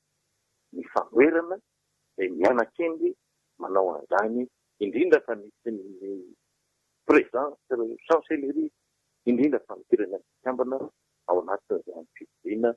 izay atao any amin'ny sehatra privé zany. Inona nefa zavatra mitanga eto Madagasikara dia tokony hamaly ny mpitondra fanjakana sy Andriamatoa Elias Barali. Fa ny dikan'izany dia tsotra fomba fiderin'ny fampiasana azy mafy be ny karana sy ny volany. Fa dia anaiky lembenana ny miara-manonja handray ny andraikitra andresin'ny vola amin'ny alalan'ny hevitra. Resin'ny Gandhi ny vola fany ainy. Resin'ny Nelson Mandela ny vola tafetiny. Resin'ny Martin Luther King ny vola tany États-Unis. Ary efa resin'ny Amerikanina 300 taona latsaky zany. Efa resin'ny vahoaka frantsay 200 taona latsaky zany. Ka nahoana no tsy ho resitsika amin'izao vanim-potoana mazava-be izao, indrindra fa ny teknôlôjia moderna rehetra dia ireo efa azontsika kirakiraina ary efa mora ampiasaina na eto Antananarivo na any amin'ny faritra ambanivohitra na ny olona mianatra na tsy ny olona mianatra dia azo lazaina fa mahay miampy ny teknôlôjia moderna avokoa ny vahoaka malagasy sy politika amin'izao fotoana. Ny zavatra mampime sy mahavalalana ny zavatra mitanga dia ny tracasserie étatique, hoe ny filamban'ny ataon'ny fanjakana maro be toa. Anisan'ny vokasin'ny radio, televiziona nakatona koa ny fapahana miditra makany amin'ny kanal rehetra ho an'ny satelita. Nanaovana raha matahora ny fanoherana tamin'ny ankapobeny. Misy ny démonstration des forces, ny fanankatonana ny tripla, ny produit koa amintsika miteny izao dia fantatsika fa tsy misy hita eny amin'ny etalazin'ny mpivarotra izay lehibe eto amin'ity firenena ity. Ny fahafahana nandehananao excursion teny Amerika dia faran'izay zokiny no fanembasembanana nataon'ny fanjakana. Tahaka izany ihany koa ny fankanesana teny amin'ny Magoro rehefa hanao tatitra ny tena Tafiarikavory. Ny Fietsi-Ambohijatovo moa dia nambara tamin'ny fomba maimaika fanaovana parka botanika. Rehefa mandalo amin'izany parka botanika aneritreritra izany ianao imaginaire dia fantatsika fa mampime be ny zavatra misy ao amin'izany parka botanika atsangan'ny fanjakana izay tarihany 9 André Tiplaine izany ao Ambohijatovo. Ny teny amin'ny 13 moa dia fantatsika fa tena démonstration des forces no natao teny amin'ny 13. Ny tany Tomasy namangany fotsiny Mahazanga Ambato Zazaka Fianaratsoa Antsirabe Soavanandriana Tasy ny filohan'ny fanohera constitutionnellement constitué andeha matao mahakaravaly manana andeha hiangona no ampindriany tany soavina andriamanitra dia nambenana ary nasesy mba hiala ny tampiangonana sy ny fahafitafitany. Aiza miezaka ataon'ny fanjakana maty avokoa ny zavatra atao eto Madagasikara. Tsy misy na iray azy izay azon'ny fanjakana lazaina fa vitany tao anatin'ny fotoana isan'andro. Ary fantatsika fa lany voly fanjakana mipetraka ambetsema satria tsy manara-penitra ny fahafahana mampiasa vola fanjakana. Ary fantatsika fa ampiasaina fatana ohatra ny fond d'entretien routier lalana efa ratisé ny RN44 nahoana mbola ny ministère ny travaux publics ny manao lalana. Tahaka izany ilay lalana rehetra anaovana fony savanambo eto noho izany tsy vita ny entretien. Tsy mipiodakodana lalana dia misy problema be satria dia tsy voalo na ny vola ny travaux de campionage manerana ny Madagasikara menomenina ireo mpandraramajinika manoloana izany lafilavitra rehetra tany. Ary vao mangirana dia efa be ny vahoaka malagasy izay efa tsotra matetongotra andeha hikaroka izay voarafika fa dia mafy manozona miantso tody satria dia mafy dia mafy tokoa ny mahazo ny vahoaka malagasy amin'ity kapitao.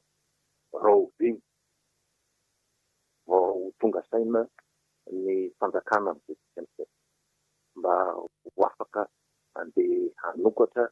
ny fomba fijeriny manoloana an-draharaha ary mba hakalesina amin'ny fomba fitariana na adefitra ataon'ny fanoherana amintsika mivetikao. Andaratsika no mandinika ary nahoelana ho aingana dia tsy maintsy ho vita ny manazava ny toetrany vahoaka malagasy manoloana izao andisarotra izay hatrehiny izao.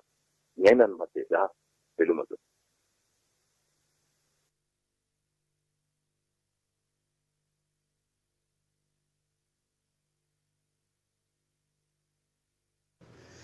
Dia manantitra ny fiarabanantsika rehetra eto amin'ity fandarana miara-manonja ity amin'ity andro maraina ny alarobia izao. Isaorantsika sy ankasitrahana hatrany ny fandraisana anjara fitenenana izay ataon'ny namana Ndrenjato amin'ny alalan'ny Antso Tarobia sy ny namana Maxime Ralaisenoa izay efa entsika teo ihany koa. Mahafinaritra ny fandraisana anjara mavitrika ny namana izay mitondra fitenenana teo isaorantsika hatrany hatrany ireo. Ary ny tsy azontsika ho adinoana dia ny fisaorana lehibe izay atolotritsika ny avo indrindra izay Andriamanitra tapony lolo avintsika izay mbola manome antsika izao fotoana izao ahafahana mitafatafa, ahafahantsika ihany koa mampita ny avatra tokony izay ho ampitaina na mankany aminareo izany na avy any aminareo mankaty aminay ihany koa. Misaotra anazy tsy mitsahatra itsika satria mbola nomeny amin'ny fahasalamana na dia ao anatin'izao valana retina mampatahotra zao ary satria fantatritsika fa tena mamely mafy dia mafy izy ary tsy misy tsy tratra amin'izao fotoana izao ny tokantrano, tsy misy tsy hainotsika fotoana iray hafantarana fa misy namana maty indray noho ny Covid, misy olom-pantatra, misy havana izay tratra ary mbola ndala fitsaboana fa indrindrandrindra eo ampitadiavana fanafody amonjena aina. Ny tiana tenenina ao anatin'izay zavatra izay zany dia tsy maintsy resantsika isan'andro isan'andro ny raharaha mikasika ny valana retina Covid-19. Na iza mandray fitenenana eto dia tsy maintsy miresaka satria d'actualité be ary tsy azontsika jerim-potsiny ohatr'izao zany satria be loatra ny victime. Tena mahavaky fo, matohina ny fo, be loatra ny victime ary be loatra ny olona izay tratry ny aretina. Ary fantatritsika fa tsy voafehin'ilay fitondram-panjakana ilay izy moa zany dia le fahavononana sy le oeraoera ny tenenina teo aloha teo hoe voafehintsika io tsy voaela kory nge zay ny ministra ny fahasalamana ny mbola niteny hoe mbola tsy ao anatin'ny deuxième vague tsika ao anatin'ny sainy angamba sy ao anatin'ny tokantrano tsy misy an'izany tsy misy aretina fa ny manjoan'le vahoaka malagasy amin'izao fotoana zao dia tsy hita intsony fa miravoravo tanana ary tena ohatra ny nisy ny teny moa teto moa zany hoe ohatra ny valala voatango ny vahoaka malagasy tsy hita intsony zay sarongotona mampalahelo zany zavatra mitranga zany 20 avrily ny andro androany iresaka manokana n'izany 21 avril zany tenako satria tamin'ny telo taona lasa nisy hetsika izay natao ny solombavambahoaka niaraka tamin'ny vahoaka hetsika natao tamin'izany dia hoe hetsika ho an'ny fanovana natao ny solombavambahoaka ho an'ny fanovana telo taona lasa zay 21 avril 2018 androantsika 21 avril 2021 telo taona katroka ary tsy azo adinoana zany satria anisan'ny acteur principal tao anatin'izany hetsika zany ny tenanay sy député Rodin izay efa nandray ny fitenenana teo sy député maromaro eto moa zany dia manao kovakopa-tanana ho an'ny namana député izay nandray anjara tamin'izany ary tsy mivadika tamin'ny tolona izay natao misy tsy solombavambahoaka intsony izy ireo amin'izao fotoana zao kanefa tena nanana an'izay conviction anova ny fanaovana politika teto Madagasikara zay kovakopa-tanana ihany koa ho anareo rehetra izay manaraka nyity fandarana ity satria marobe ianareo no niteny hoe tsara raha mba apaitsahivina zany raharaha 21 avril 2018 zany satria nisy fiatraikany lehibe amin'ny firenena zay ary fantatritsika ny zavatra mitranga amin'izao fotoana zao ny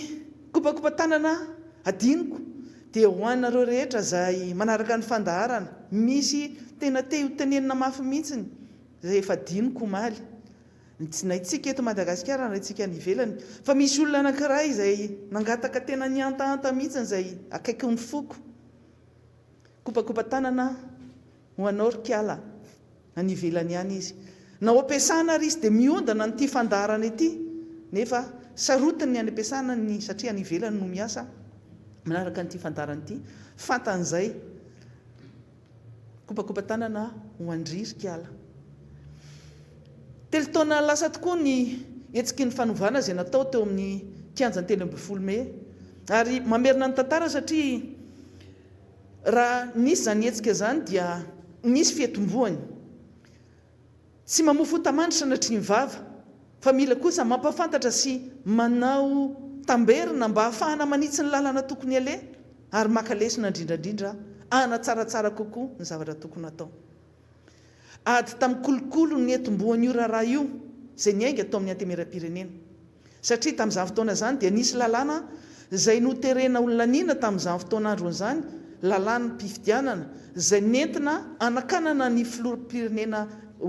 anakanana izay kandida ho filoham-pirenena tamin'izany fotoana zany anisany filoha Ravalomanana nitsangana izahay député Tim nanohitra n'izany lalàna zany kanefa ao anatin'ilay lalàna koa tamin'izany fotoana zany dia nisy andininy sasatsasany izay manilika ihany koa amin'ny ankolaka ny filatsahany Andriamatoa filoham-pirenena amin'izao fotoana zao dia nisy ny alliance contre nature ny fomba fitentsika anazy niarahany député Tim sy ny député Mapara ary niaraka tamin'ireo député indépendant izay niaraka nombokevitra tamin'izany fotoana zany hoe tsy mety kosa zao lalàna zao fa raha nisy niny tamin'ny fotoana fifidianana tamin'ny 2013 dia ireo olona anankiroa ireo no tadiditsika tsara fa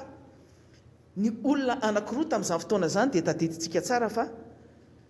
ireo zany no principaux protagonistes ny dikan'izany dia rehefa tonga ny 2018 dia efa afaka nilatsaka amin'izay ireo olona ireo amahana ny crise politique teto Madagasikara fa kosa tao anatin'izay dia hoe avelao ny vahoaka malagasy sy safidy izay olona hitondra anazy zay zany ny tena objectif tao anatin'izay etsika natao zay zay lany eo dia lany ary tena hoe lany amin'ny fifidianana mangarahara sy ekeny rehetra fifidianana madio mangarahara ary ekeny rehetra zay no nitondrany ny communauté internationale na ny bailleur de fonds zay namatsy volana iny fividianana tamin'ny 2018 iny. Nandeha nihetsika tao amin'ny antemera-pirenena, nisy kolikoly avy lenta tao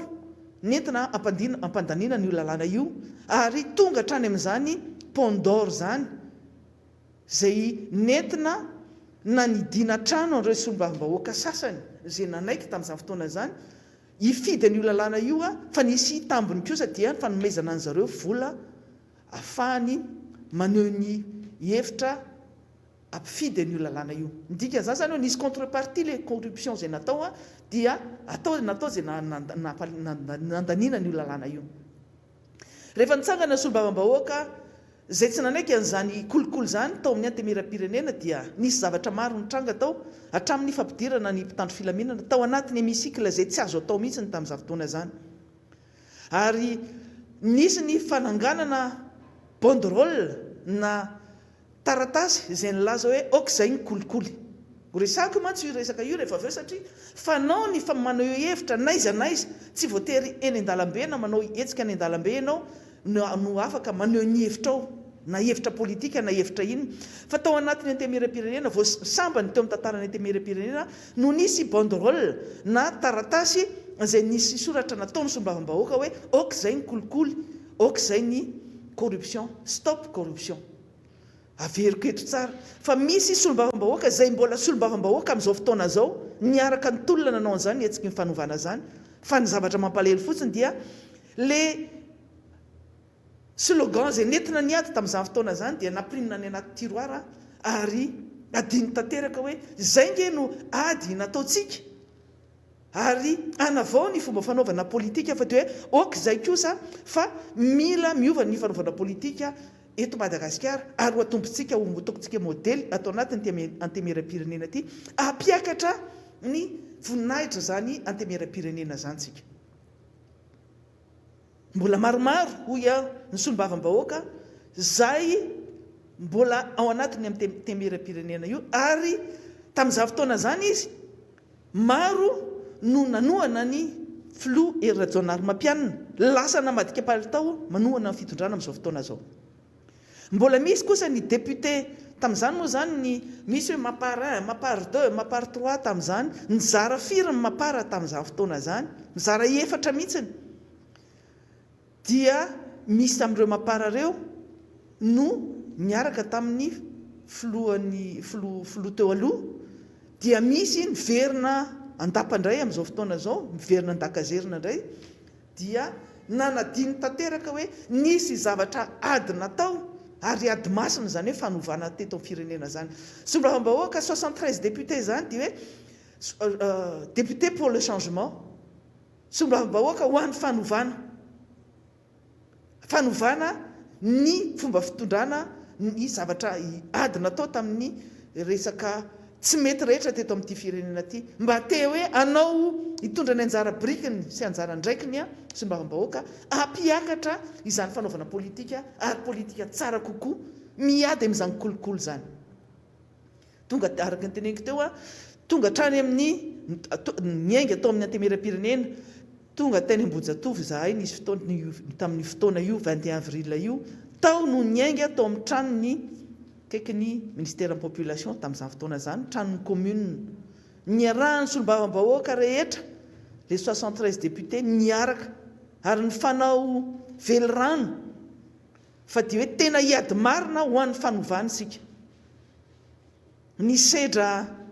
mpitandro filaminana marobe tamin'izany fotoana zany. Ny mahasamihafa anazy fotsiny dia zao, ny mpitandro filaminana tamin'izany sy ny mpitandro filaminana amin'izao dia samihafa ny lohany. Ary samy nafatatra daholo fa dia hoe natao fitaovana politika sy natao herim-pamoretana foana ireo mpitandro filaminana ireo. Fa amin'izao fotoana izao tsika mahita hoe mpitandro filaminana impliqué totalement na hoe engagé entièrement en politique, zany hoe mpitandro filaminana tsy la grande muette tsony fa mpitandro filaminana manao déclaration politika ny mpitandro filaminana amin'izao fotoana zao. Tamin'izany izy manao hetsika fotsiny no ataony fa tsy miteny, tsy maneho hevitra politika, fa nisy déploiement na miaramila marobe, force de l'ordre marobe tamin'izay, ary nisy fifandonana satria namaky barazy niditra teo amin'ny 15 13 mai io ny sombavambahoaka niaraka tamin'ny vahoaka niaraka taminy, nisy famakina barazy teo amin'ny 13 mai io ny andro ny 21 avril 2018 dia vaky ny barazy tafiditra teo amin'ny 15 13 mai ny sombavambahoaka 17 niaraka tamin'ny vahoaka sy ny olona rehetra zay niombon-kevitra taminazy mpanao politika sy ny sisa zany. Nisy ny fampiasana balle réelle tamin'izany ary nisy olona maty voatifitra tamin'izany. Anisan'izany ny zanatra vavy ny député Horace, député Tim Anambomanarina tamin'ny 21 avril 2018. Nisy 4 maty tamin'izay fotoana zay. Tsaroantsika izany fa nisy raha latsaka teo ary mananjiny zany raha zany. Kovakompatanana ho an'ny député Horace satria mino fa mieno sy manaraka zao fandarana zao izy. Izy anisan'ilay député tena nafana fo ary nanana an'izany ligne de conduite zany, nanana éthique zany ramatoa zany hatramin'izao izy tsy nivadika. Zay no teneniko teo hoe misy maromaro ny sombavambahoaka zay nanao an'izany tolona zany mbola any izy misaotra an'Andriamanitra fa mbola salama sy velonaina daholo zany namana zany. Vita ny famakina ny barazy tonga teo amin'ny 13 mai dia nanomboka amin'izay ny kabary politika ary eo no tena hidirako amin'izay satria marobe ny kabary politika natao isan'andro san'andro teo amin'ny 15 13 mai nanomboka ny 21 avril 2013 tonga teo daholo misy moa le mpijapo train misy foana fa maro ny olona tena hoe convaincu tena hoe resy lahatra tamin'ny tolona zay natao dia maro ny olona nanaraka isan'andro san'andro na ny syndicat zany na ny olon-tsotra zany na ny mpanao politika zany na sombavambahoaka na loholona na izy tonga teo amin'ny 15 teo isan'andro san'andro nandritry ny volana maromaro. Kabary isan'andro san'andro natao teo dia miompana tamin'ny hoe ho an'ny fanovana.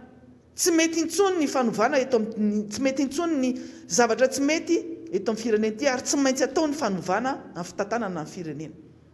Ny afara mihitsy moa zany tamin'ny fangalana fanaovana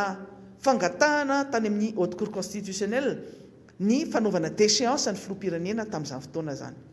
Fa ny kabary ny tiako resahana eto hoe akoatra ny député Tim dia nisy kabary zay nataony sombavambahoaka mapara teo amin'io toerana io ary misy sombavambahoaka tamin'izany fotoana zany ao anatin'ny gouvernement mahatsiaro tsara izy amin'izao fotoana zao hoe nisy teny maro zay natao teo ary tena nylokaloka nanao velirano tamin'ny voaka malagasy fa tsy hamadika an'ireo voaka malagasy ireo fa tena hoe andehan'ny fanovana tokoa. Misy solombavambahoaka zay mbola lany solombavambahoaka zay manohana fitondrana ao anatin'ny antemeram-pirenena mahafantatra an'izany zavatra natao zany. Nisy ny fitetezana an'ireny ministera samihafa reny, misy ny famoahana ny olona rehetra tany anaty ministera tany satria be dia be ny antsojain'ny tranga tamin'ireny hoe alaivo zay hivoaka tato ministera tato. Fa tena votoatiny tamin'izany fotoana zany dia hoe fanovana au sens propre, changement ny pratique politique zay natao, changement ny ezaka ny ampiova ny toe-tsain'ny olona hoe tsy mety intsony ty resaka kolikoly ty, tsy mety intsony ty manaraka ambokiny ty, tsy mety intsony zany mangina zany, tsy mety intsony zany pepona isan'andro san'andro zany dia tsy miteny. Dia nanteny ny olona zany tsisy mahasamihafa ny zavatra nitenenina tamin'izany ny zavatra mitranga amin'izao fotoana zao hoe manohitra ny tsy mety sy ny tsirariny zay atao amin'ny fitondram-panjakana. Fa io moa zany nandeha foana ny kabary sy ny hetsika rehetra ny fangaro tao anatin'izany. Nisy ny araka teriteo nisy ny ainana fohy tamin'ny 2018 zany inge zavatra enjana zany. Nisy ny fandonana tamin'ireo mpitandro filaminanareo ary ny préfet n'Antananarivo moa vao nisy ny zavatra nitranga ny 21 avril dia nanapa-kevitra fa tsy andeha fa tsy hanao réquisition ny mpitandro filaminana intsony, andeha anakana ny mpanao fihetsiketsehana fa dia hoe resaka dispositif anti-pillage zany hoe manakana ny olona tsy handroba na hanimba zavatra no nametrahana ny mpitandro filaminana. Nefa ny nandritra ny volana maromaro mandra-pivoaka ny didin'ny HCC zay ny teny hoe marina ny motiva zay nentiny fombavam-bahoaka teo anatrehany ny HCC mikasika ny fangatana déchéance ny filoha-pirenena tamin'izany fotoana zany zay lazainay tao anatin'ny requête zay natao tamin'izany dia hoe violation répétée ny constitution faritsaky-tsahana matetika ny lalam-pandrenana. Io moa zany rehefa tonga amin'ny fitondrana dia adiny tanteraka hoe efa nisy lesona tokony nangalana lesona, nisy zavatra nangalana lesona tany aloha tany, fa rehefa tonga eo ilay mpitondra ny filoha-pirenena zay mamerina an'izany amin'izao fotoana zao dia mipira, mbola pira noho ny zavatra nataony teo aloha no ataonyity fitondram-panjakana ty. Ary nitoy foana ny hetsika teo amin'ny 13 mai teo amin'ny parvis ny 13 mai moa zany tamin'ny no nataonay anarany teo amin'ny parvis ny commune lapan'ny tanàna eo Analakely nanaovana ny hetsika isan'andro tsisy nanakana mandra-patonga ny didin'ny HCC zay niteny fa marina ny fangatahanareo kanefa kosa tsy ilay filoha-pirenena no déchu no ny esorina teo amin'ny toerany fa lasa ny prime ministre no ny esorina tamin'ny toerany. Iny moa zany dia ny HCC le teo aloha teo no tompona andraikitra tamin'izany fa nisy hatramin'ny hoe pacte de responsabilité zay navokany tsy nitaterahana mihitsy. Pacte de responsabilité zany moa dia mbola tsy nahita zany zavatra zany zany le hoe anisan'ny tompona andraikitra ny zavatra nitranga teto amin'ity firenena ity ny membre ny HCC teo aloha dia ho hitantsika indray zay ataon'ity anankiray ity aloha fa makivy antsika rehetra hoe resaka népotisme sy favoritisme no nametrahana an'ireo olona reo anatin'ny HCC. Nialara ny prime ministre tamin'ny 2018 nesorina amin'ny alalany didin'ny HCC tamin'izany ny prime ministre Mahafaly dia nosoloina any prime ministre Ntsay. Aleo tsy adintsika ny tantara fa nanomboka tamin'izay no nametrahana ny prime ministre ankehitriny Ntsay Christian. Iny moa zany dia ny filoha-pirenena no nangatahana déchéance ny prime ministre nesorin'ny HCC dia nisoloina Ntsay prime ministre Ntsay dia hitantsika ny sinema nitranga tamin'izay fotoana zay fa tonga dia nanda ary nitsipaka ny fanindrena ny Indriamatoa Ntsay ny Mapara ny député Mapara tamin'izay fotoana zay satria ny Mapara no nasaina nanendry ny prime ministre satria hoe fampiarana ny article 54 ao anatin'ny constitution. Samy nahita daholo tamin'izay fotoana zay fa dia tsisy nanaiky ny député Mapara teo amin'ny kianjan'ny 13 mai ary tena niteny mihitsy hoe zay tsy anaiky an'io fa ndeha resaka amin'ny lehibe ny antoko tamin'izany ny filoha-pirenena tamin'izao fa rehefa naderina vany izy rehetra dia ohatrany akoho voakapoka ny seho télé ny arivan'iny nanaiky daholo ny alin'iny moa zany teo anatrehany télé nanaiky daholo hoe niara fa dia ohatran'ireny olona ny voapaty zany ny député Mapara tamin'izany niteny hoe ekena indray ilay prime ministre Ntsay zay nitsopahanay tamin'ny maraina dia iny fa nipirina moramora daholo ny député Mapara ary nitsokan-darana teny amin'ny kianjan'ny 13 mai ary teo no natonga n'ilay resaka hoe namadika ny tolona ny solombavam-bahoaka Mapara satria lasa nazo toerana daholo izy menakavy ny atao hoe tsy izy menakavy moa zany fa ny sasatsasa tamin'ireo dia nasainy ny filoha-pirenena ankehitriny ny ravana ny tolona tao natao teo amin'ny 13 mai nisy ny famadihana ny tolona zay natao ary averiko eto tsara mihitsy fa dia hoe ny Mapara namadika ny tolona ary namadika ny vahoaka teo amin'ny 13 mai tamin'ny 2018 efa nisy paikady efa mipetrapetraka tany hoany satria natoko teny izy nanomboka teo zany fa dia hoe tafiditra Andriamatoa Ntsay ho prime ministre dia anisany nampidirina tao anatin'ny gouvernement zaraina zany ny seza tao anatin'ny gouvernement dia nanana ny anjarany daholo ny olona zay niady tamin'izany fotoana zany Mapara nahazo ny Tima moa nahazo vitsivitsy kely fa nahazo koa iny azo koa ny HVM tamin'izany fotoana zany fa ny zavatra tsara fantaritsika rehetra teto fotsiny dia hoe nisy famadihana antsika vahoaka teo amin'ny 13 mai ary ny député Tima sisa sy ny Tima mpanohana anazy no nijanona teo amin'ny kianjan'ny 13 mai io ary nisy Mapara mbola nijanona teo Mapara niova fo zay miaraka amintsika hatramintsika amin'ny teny zao satria tsy nanaiky izany famadihana tolona zany ary tamin'izany fotoana zany moa dia ny tenanay anisany notendrena hoe hiditra ao anatin'ilay gouvernement fa satria natsiaro ny tenako tamin'izany ho ia hoe matsiaro fa mamadika ny tolona ary tsy zay no ny fanarahana tsy ady seza no nanaovana ny tolona io fa fanovana eto amin'ny firenena dia nandatsy netiniditra tao anatin'ny gouvernement tamin'izany fotoana zany amin'ny quota antime averiko eto tsairy zany resaka zany ny tenako no nanda fa tsy hoe tsy nampidirina tao satria tsy ao anatin'ny etika zay natao zany zavatra zany natao zany ny fanarahanay rehetra dia hoe anao ny tena fanovantsika fa tsy hoe ndeha hiazakazaka dia ohatra nireny sanatriany vava reny ohatra vorokely tolorana voambary na kokely tolorana voambary dia rehefa mena toerana dia mangina dia navelany ahaka teo fotsiny le vahoaka tsy fanadino zany fa ny mpamadika nisy foana hatramin'izay ary pirofo amin'izao fotoana zao ny zavatra ny fanarahana rehetra tamin'izany fotoana zany dia araka ny teneniko teo ao anatin'ny fitondram-panjakana misy olona tao anatin'izany 73 député zany tsy mavita ny asany zany fanovana zany fa mbola manao mihoatra lavitra ny ratsy zay natao ny olona ninjehana tamin'izany fotoana zany ny tiana tenenina ao anatin'izay dia maro ny kabarina tao ary tsy fanadino zany ary mbola azotsika averina eto satria namana député fidèle dia na tsy niaraka taminay ara tamin'izany fotoana zany dia anisany nahazo ny orona tsara na ny oronany feo ny kabary zay natao isan'andro teny amin'ny trézime mbola misy fotoana ho avoakantsika daholo zany satria misy amin'ireo olona ireo dia minimanadino mihitsy ny hoe zao ke ny zavatra nitenenina tamin'izany fotoana zany ary zao no zavatra mitranga amintsika miteny zao ny tao anatin'izay zavatra nitranga rehetra zay hoy dia tsy maintsy nofaranana ihany no ny farany ny hetsika zay natao teny amin'ny trézime teny fa le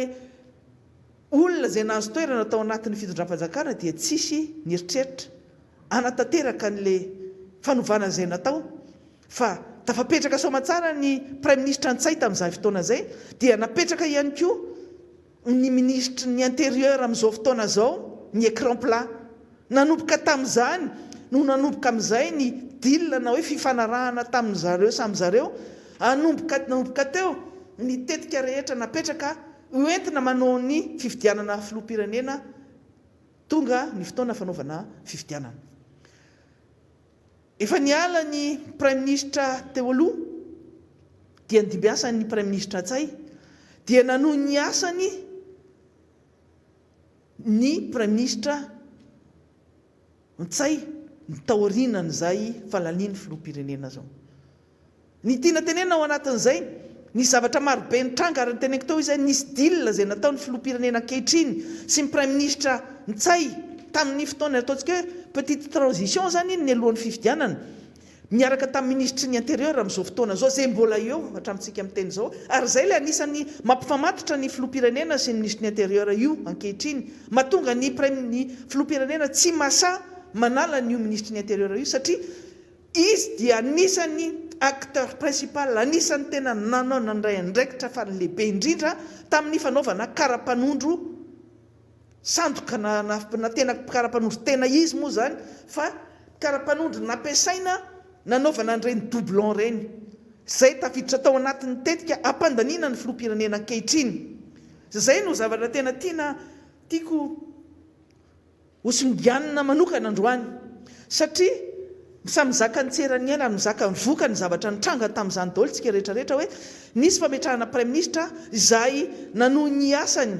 satria teo aloha koa nisy olona nanieritreritra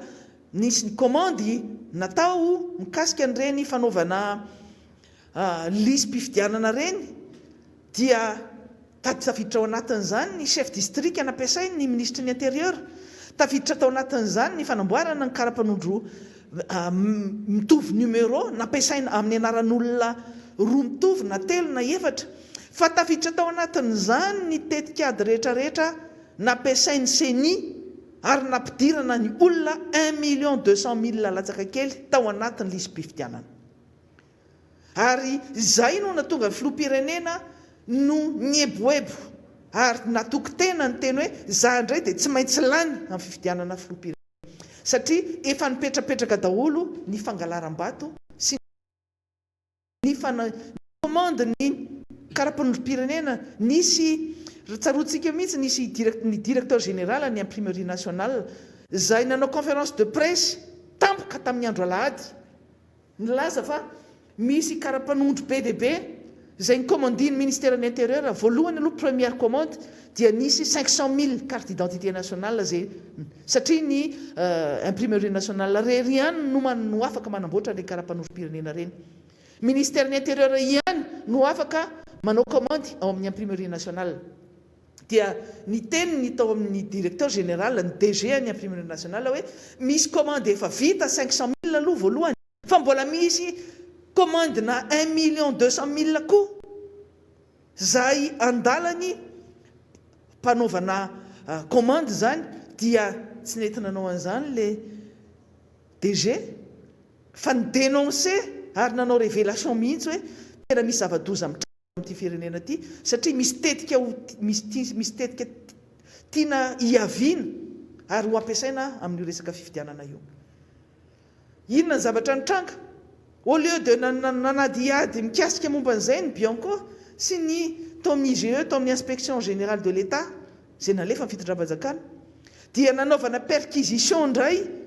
ny birao sy ny toerana rehetra zay nanaovany zareo perquisition tao amin'ny imprimerie nationale ary taorianan'izay dia nesorina io DG io zay nanao révélation mikasika an'io fanamboarana karapanondrom-pirenena io. Fa taorianan'izay na nesorina le DG moa zany dia nikalabona amin'izay ary nanao bangany méal mihitsy ny nandimby anazy satria tanteraka ny fanirian'ireo dia ny fanaovana karapanondrom-pirenena hientina angalaram-bato anomezana vato ny olona zay tiana ho lany tamin'ireny fotoana tamin'ny 2018 reny. Mahafantatra an'izany daholo ny tompona andraikitra rehetra satria na ny chef district ny filoha-pokotany be dia be ny nafantatra an'izany ary nampanaovana asa ratsy daholo ianareo. Misy anaran'olona nesorina tao anatin'ny listra lisam-pifidianana. Nanao ny anjara asa ny CENI ary nanao anjara asa ratsy ihany koa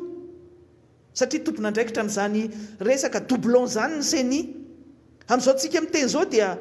anananay ampelantanana amin'ny fotoantsika dia mety hanao émission spéciale mihitsy mikasika an'io doublon io satria dia hitanay tanteraka daholo ary hita proof amin'izao fotoana zao fa tena nisy io doublon zay niresahany vice président CENI zay natonga anazy nesorina tao anatin'ny CENI fa hita proof tsara hoe zao ke le zavatra natao dia ny anaran'olona miverina indroa na ny karapanondro miverina indroa intelo nefa olona roa samihafa ny tompony na mitovitovy ny anarana dia mitovy ny karapanondro fa samy mifidy ao anaty bureau de vote ray mifidy ao anatina bureau de vote anankiroa samihafa fa ao anatin'ny district ray.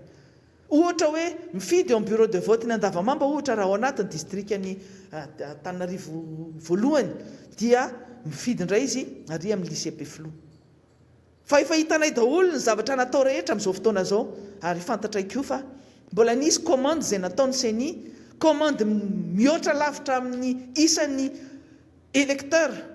commande na carte électorale natao tao amin'ny imprimerie nationale satria ny imprimerie nationale ihany no manomokatra an'ireny carte électorale ireny karatry ny mpifidy ohatran'ny fanaovana ny carte d'identité nationale reny.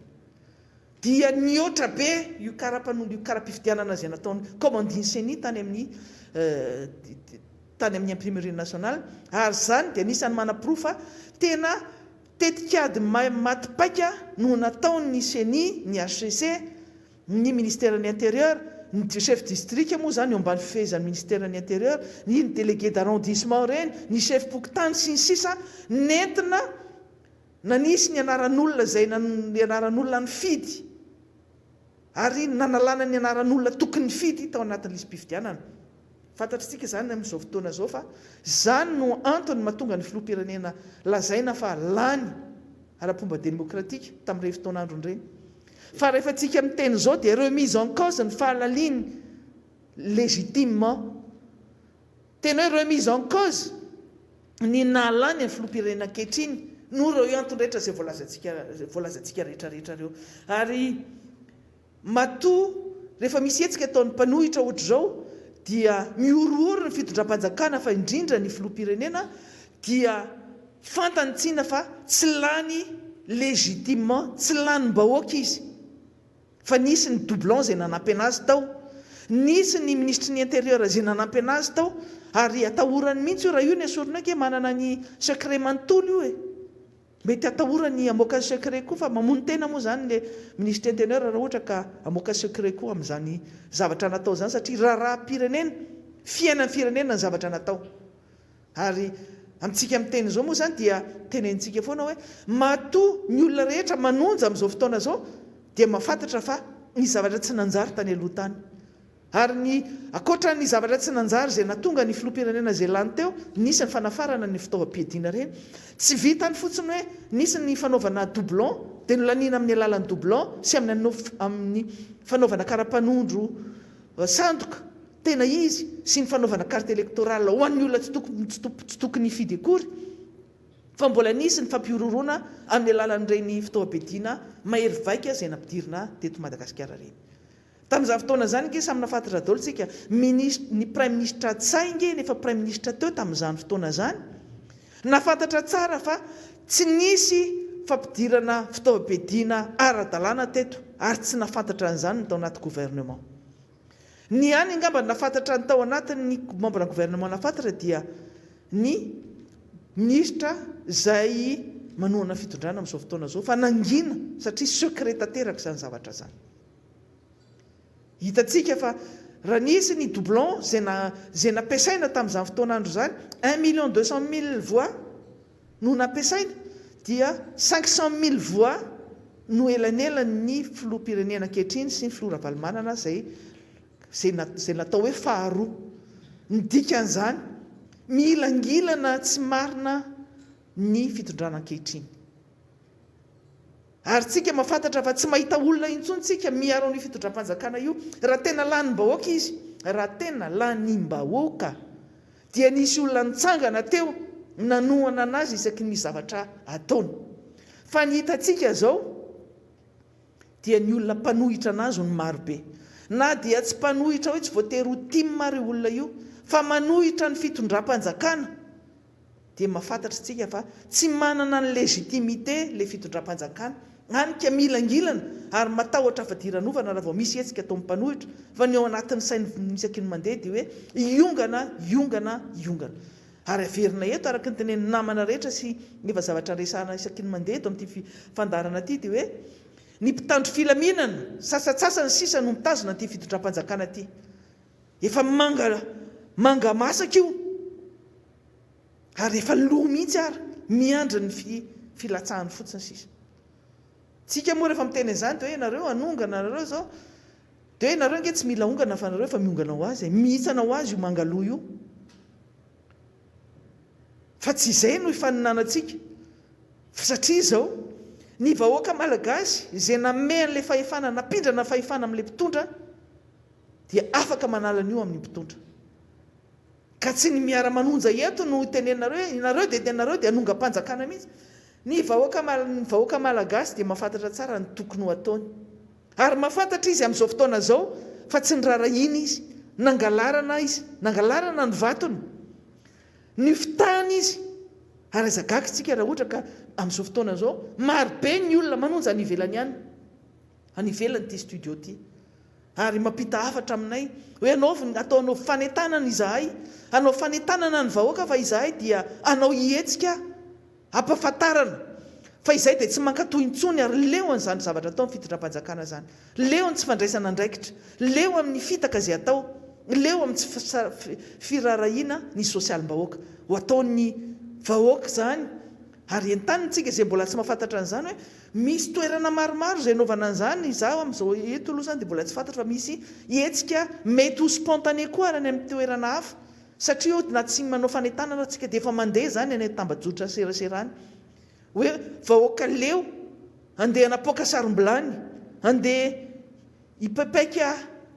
vilany sy vilia, sotro, daba, anjomara, klaxon, zay rehetrarehetra azo atao na banderole na boritra ilazany fa leo tofoka ary tsy mahazaka intsony ny zavatra ataon'ity mpitondra ty. Ho atao zany raha mizoma manomboka amin'ny 12 atoandro ka hatramin'ny 2 atoandro. Akoatra le fanaovantsika akanjo menamena ty azo nareo atao tsara manao akanjo menamena io. Tsy misy mpitandro filaminana andeha hisambotra antsika any an-trano na eo tokotanintsika na eo amin'ny sisiny arabe na eny an-davarangana na anaty tomobile tsisy mpitandro filaminana afaka anakana antsika amin'izany hetsika sy fanehoana hevitra zany. Mety fanehoan-kevitra politika zany, mety fanehoan-kevitra tsotra koa zany, fa azo atao tsara ary zay no fanetanana izay ataona eto hoe zoany tsiraray no maneho ny hevitra ary maneho ny tsy fahafaliany koa. Ohatran'ny zoany tsiraray maneho ny fahafaliany rehefa mandeha ny barea dia samy faly daholo rehetra mivoaka any amin'ny dalambe, mitondra saina, mitondra ny akanjo ny barea, manao ny akanjo ny barea, manao ny paozina tandroky ny barea. Ka nahoana no tsy afaka manao an'izany rehefa tsy mihinan-kanina tsika? Fantatritsika tsara zany, vilany vita, vilany tsisy ninina azo kapokapoka zany, ho fanairana. Ary zay ilay zavatra resantsika teo hoe ny fandaharana miara-manonja dia natao fanomezana toromarika na fampitana hafatra ihany koa. Fa na dia ao anatin'ny ady atao amin'ny coronavirus ary tsika tsy voatery mitangorona be, manaja ny distanciation 2 metatra isaky ny olona fotsiny dia efa mety zany. Ary anatin'ny sany anaty fiara zany dia efa mety zany. Ary ny andro zoma tsy fiboana ohatran'le fiboana bancal moa zany, le fiboana tsy tapa-kevitra, le fiboana tsy tonga volana, fa andro zoma no anaovana an'io manomboka 12 ka hatramin'ny 2. Dia any amin'ny toerana izay misy antsika rehetrarehetra any manaova izay fihetsika rehetra ahafahantsika maneho an'izay hoe mankaleo sy tsy fahazakatsika intsony ny zavatra ataon'ity fitondram-panjakana ity. Ny olona marary ihany angamba no tsy afaka anao an'izany. Fa fa na olona marary raha eny an-davarangana eny ambaravarakely eny afaka mampiseho na saina fotsy na saina menamena io na ina fomba fanehoana izay ahafahantsika maneho ny tsy fahafaliana sy ny tsy fahatokisana an'ity fitondram-panjakana ity. Izay fantatritsika fa misy tamberina ndraikitra izay andrasantsika aminazy tsy vitany hatramintsika miteny zao. État défaillant misy eto. Il y a un déficit de l'État. Il y a un manque de responsabilité, irresponsabilité de l'État. Tsy mahafantatra ny zavatra tokony ataony. Fitondram-panjakana tsy manana vision, fitondram-panjakana tsy mahay mitondra, tsy vonona hitondra, tampoka ho anazy satria raha amin'ny alalan'ny doublon no nazahoana an'ilay fahefana dia normal be raha ohatra ka sahirana amin'izao fotoana zao. Mianatra raha foana isan-taona, mianatra raha foana. Le mpitondra ao anatiny dia be dia be mieritreritra hoe rehefa tonga amin'ny fitondrana eo rehefa mahazo seza dia ny hanao business, ny ameny paosy no mamaika anazy. Hany ka hitantsika le taratry ny fitondram-panjakana mihitsy hoe hatrany amin'ny faratapony filoham-pirenena ny te-hanao ny asany rehetra hatramin'ny asan'ny chef-pokotany. Il est sur tous les fronts. Tsy ohatran'ny filoham-pirenena tradianina zay lazaina fa maty tany amin'ny tany sur terrain, maty tany ampiadiana. Fa ny antsika indray dia filoham-pirenena dia te-hanao ny asan'ny olona na ny asan'ny chef de service na ny asan'ny directeur na ny asan'ny ina ataony daholo. Tamin'ny tetezamita moa dia tapaka ny tsanaiko nahita plaque nisy soratra hoe nanotokana trano fidiovana sy fivoahana ny filohan'ny tetezamita sy minisitry ny fanajariana ny tany. Hita tsara eo ny soratry ny filoham-pirenena amin'izao fotoana zao sy le minisitra tamin'ny fotoana ny tetezamita dia me hoe efa nitokana WC kely ity filoham-pirenena ity ka tsy magaga izy raha amin'izao fotoana zao ka manao fasana firaisam-po, olona maty iray fo sa manao firaisana tsy fantatro. Mampimela zavatra mitranga fa fitondram-panjakana hoy dia fitondrana tsy manana vision, fitondram-panjakana tsy mahay malala an'izany anticipation zany, tsy malala an'izany hoe tokony ho atao zany. Hany ka izay no hita taratra ao anatin'ny gouvernement. Ny prime ministre tsy fantatrao inona ny ataony eo an-dapa ao, fa mahavariana fotsiny rehefa miantso ny fondation Akbarali dia tonga ohatran'ny totoa-kely daholo manasika an'ilay fivoriana daholo. Nefa ianao institution de l'État. Tsy mba misy tonga saina ny anankiray hoe andao atao any amin'ny laparia dia mba voasaritsarina ao le izy. Izany le izy rehefa fanjakana iza moa zany no mitondra eto amin'izao fotoana zao, izay le tenenay omaly. Tsisy fanjakana eto, tsisy olona mitondra eto fa hafa no mitondra. Hafa misy super président, misy gouvernement, super gouvernement eto. Fa nareo rehetrarehetra reo dia anarana fotsiny. Hoe mila anarana ty institution ty hoe président de république ianona, premier ministre ianona, fa na ny gouvernement raha gouvernement incompétent zay no misy eto tsy mahavaha ny sosialim-bahoaka io nke na nisy na tsy nisy ny covid efa talohan'ny io pandémie io nefa sahirana ny mpitondra fanjakana tsy navita ny fehny vidim-bary aiza zao le resaka sahirana be tsika tamin'ny resaka vary niakatra be iny efa tafakatra 3 mihoatra ny 3 vary ny olany vary no resahana dia ny kapoakam-bary no hoe amboarina atao manara-penitra ny nanao commandena kapoaka nge ny ministry ny ministerany varitra any tamatavy ihany aiza nefa ran'izany kapoaka manara-penitra zany sa nanaovana cinéma fotsiny reny noterena tamin'ireny fotoana reny hoe tsy maintsy atao 500 ariary ny kapoaka ny vary tsy mieritreritra n'le masokarenan'le olana nafatra vary akory izy marina fa fitondram-panjakana efa nanangana orinasa zay tsy fanao mihitsy zany hoe un état fanjakana manangana orinasa atao anafatra vary nareo ke manana pouvoir rehetrarehetra tsy voatery anangana orinasa ianareo zay vao anafatra vary tadidio tsara mba menara ihany o iaho hoe mba menara ihany nataon'ny olona mba tsara tamin'ny fotoanandro n'izany président Ravalomanana zany mba antanio izy mba hoe ahoana nataonao mikasika an'ireny vary nafarana teto reny fa tsy nisy an'izany pénurina vary teto fa tadidiko tsara zany mbola tsy timma tamin'izany fotoanandro zany a nisy an'izany magro be deabe eraky Madagasikara fa stabilisateur de prix zany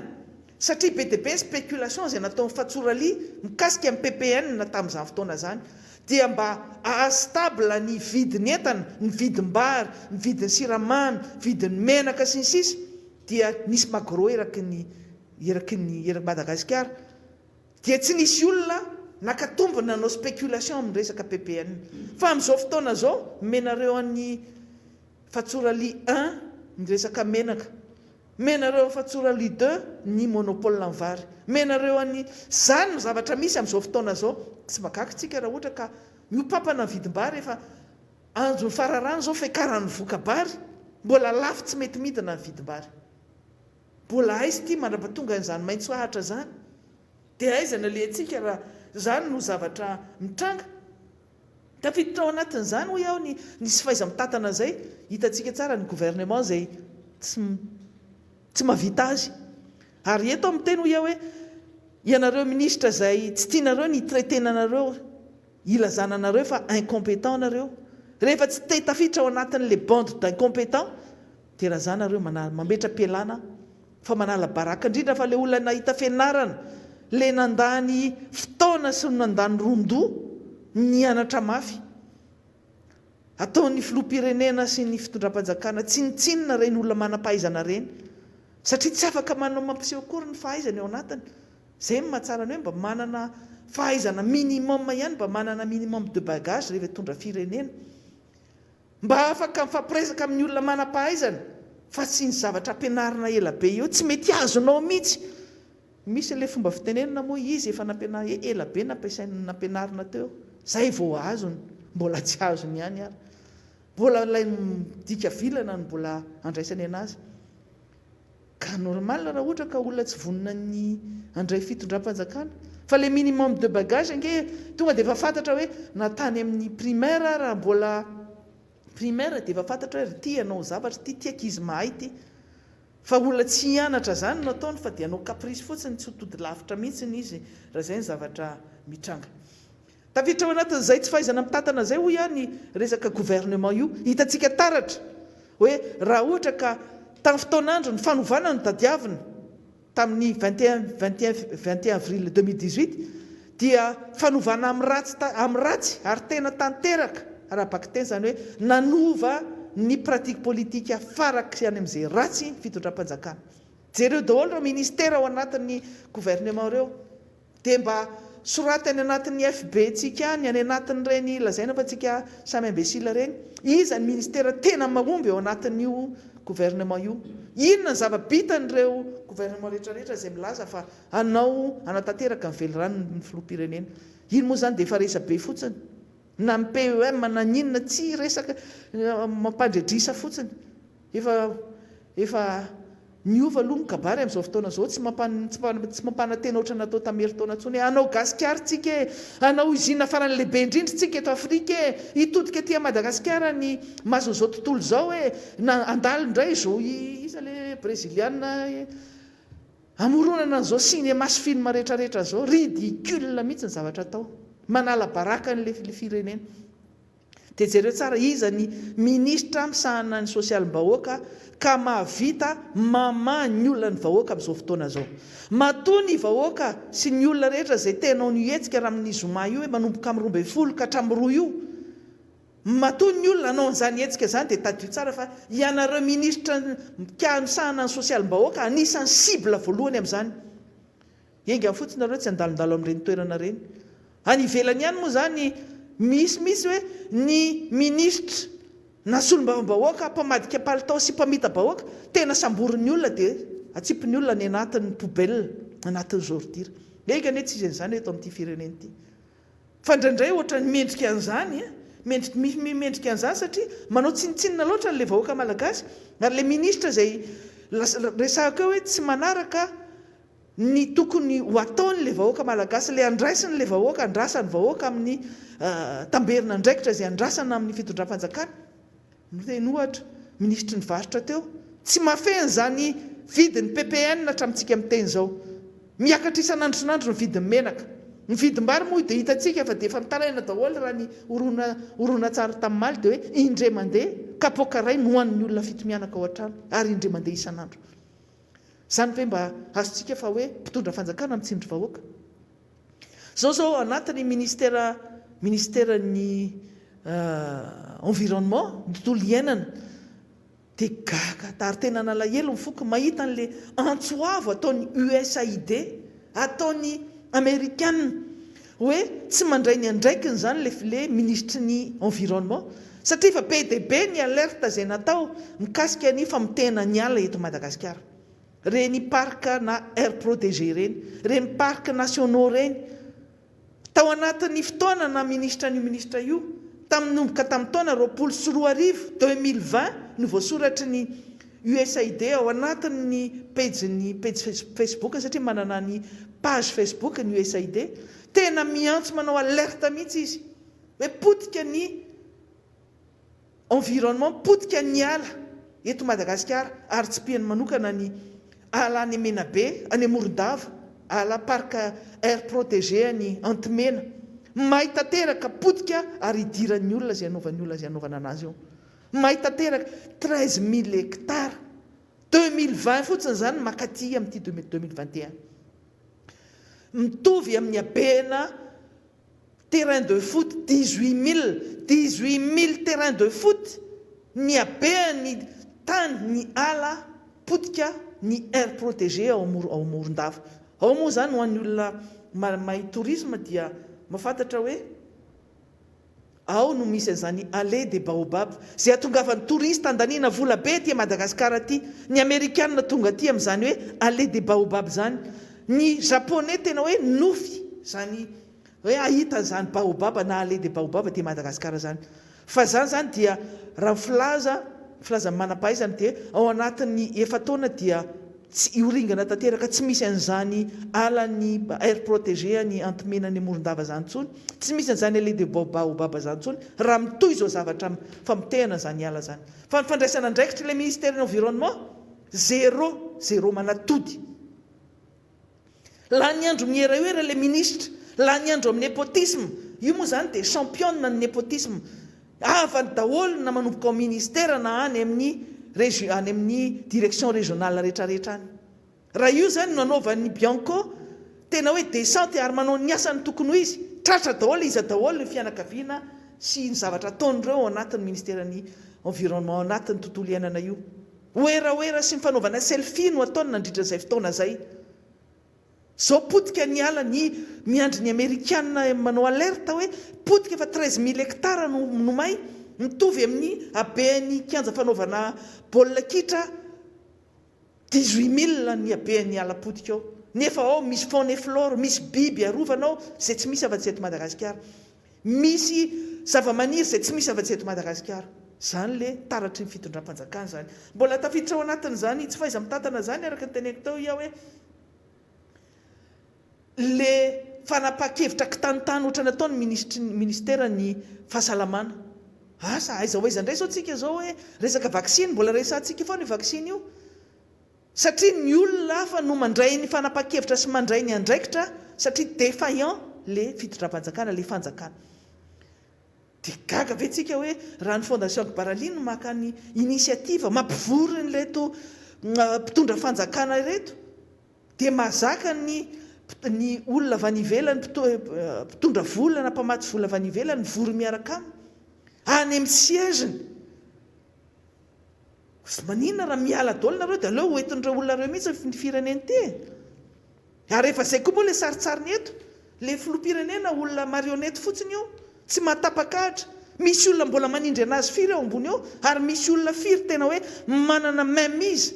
na fitondram-panjakana hatramin'ny gouvernement, manana quota hoe ministère zao ana io, ny DG zao tsy maintsy manao interview amiko, zay vao afaka apetraka eo. Fa le filoham-pirenena moa anatin'izay dia lany andro amin'ny paraître miseho manao fisehoana ivelany foana. Ifa tsara aloha fa mba mihaino an'ity fandarana miara-manonja ity foana izy dia fa mba manaraka hoe ny filohan'ny mpanohitra dia hoe miteny hoe manafara vaksiny dia io izy io manafatra. Anafatra efa nanaiky izy fa anafatra. Fa hitantsika hoe tsy mazoto izy dia any ny olon-kafa fondation hafa no naka ny inisiativa. Zay mba manantena ihany koa hoe ameo an'ilay fafana koa ireo orinasa mpanafatra fanafody ireo grossiste ireo. Tsy maintsy afara amin'izany io. Fa zay fa tena vonona hoe atao fa ny vaksiny marina mbola misy polémika hoe mampivaingana rasy ny sisa mbola resaka hafandrahiny. Fa ny zavatra tiana tenena eto satria efa jerena ihany fa mandeha ihany ity fotoana ity dia fantatritsika hoe tsy faiza mitantana anankiray dia ny resaka fanafarana vaksiny zay. Resaka fanafarana fanafody. Filoham-pirenena tamin'ny kabariny farany teo dia niteny hoe hiasa ny ministeran'ny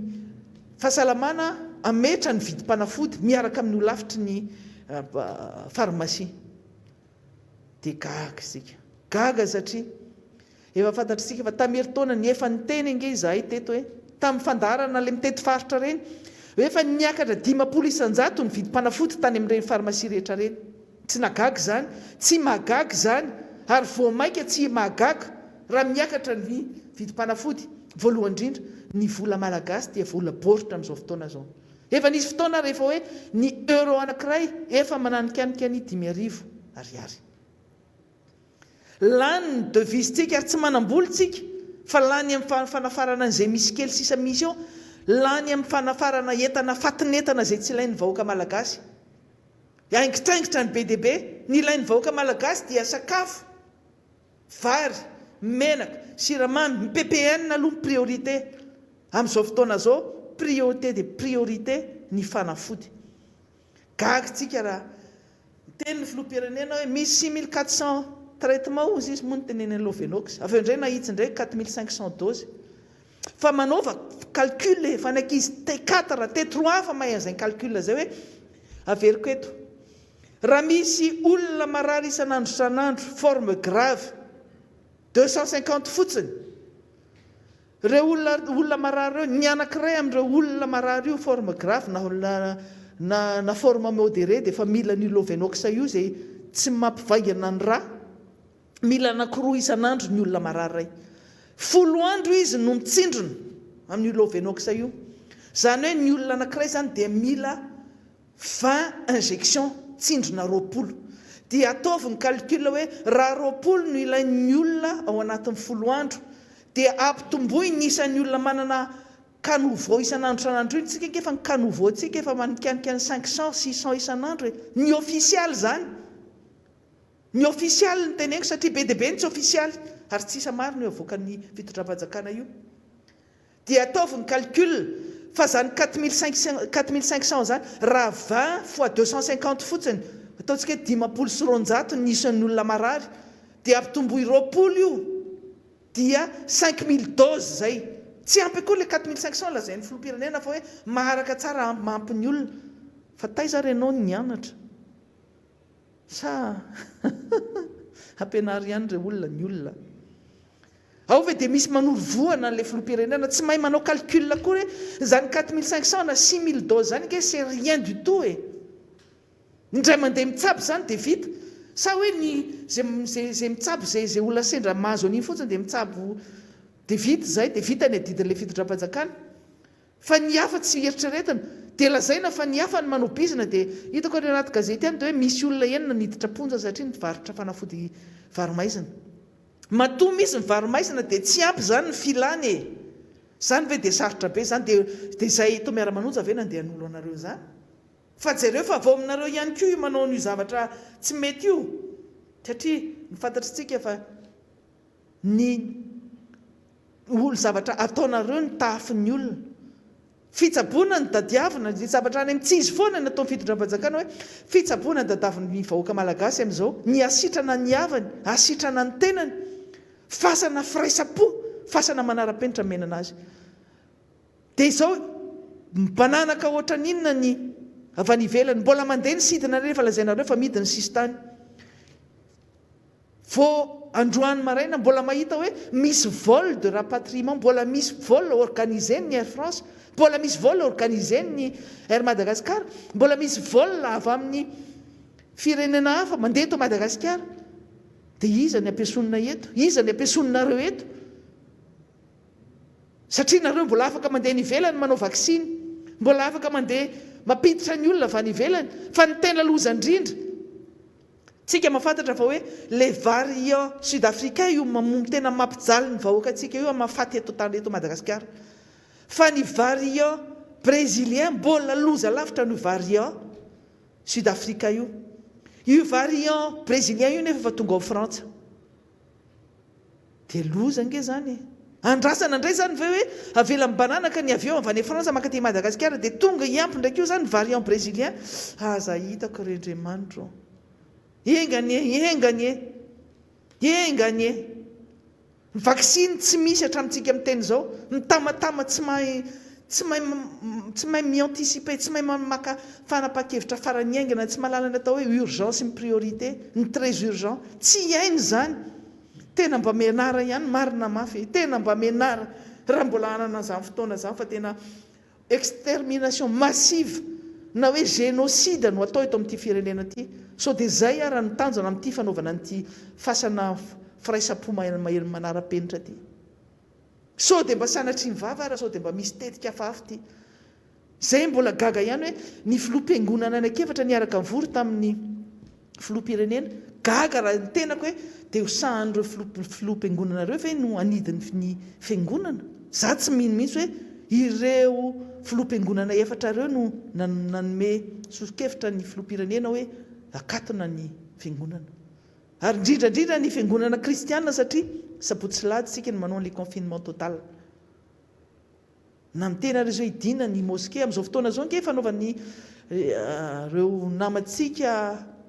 silamireo fanaovana ao anatin'ny ramadany tanteraka izy ary ao anatin'izany fanaovana ramadany zany moa no fampahirezana an'ireo namana silamo avita soma tsara zany ramadany zany fa na izana tsy zany ny fanidina ny fiangonana dia mahalasa eritreritra satria misy zavatra tokony akatona misy zavatra tokony idina ny sisy tany lazainareo fa midy nefa miditra foana ihany ny avy any ivelany ihany andrasanao tonga eto ve le variant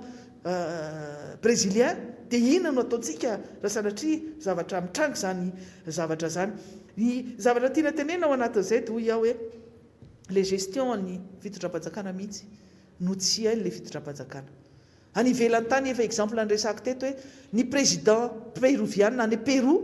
dia ny baboka masom-bahoaka mihitsy ary tena nanaiky fa tsy nety ny gestion ny ady ataony tamin'ny covid ny fona mihitsy izy tamin'ny tamin'ny vahoaka any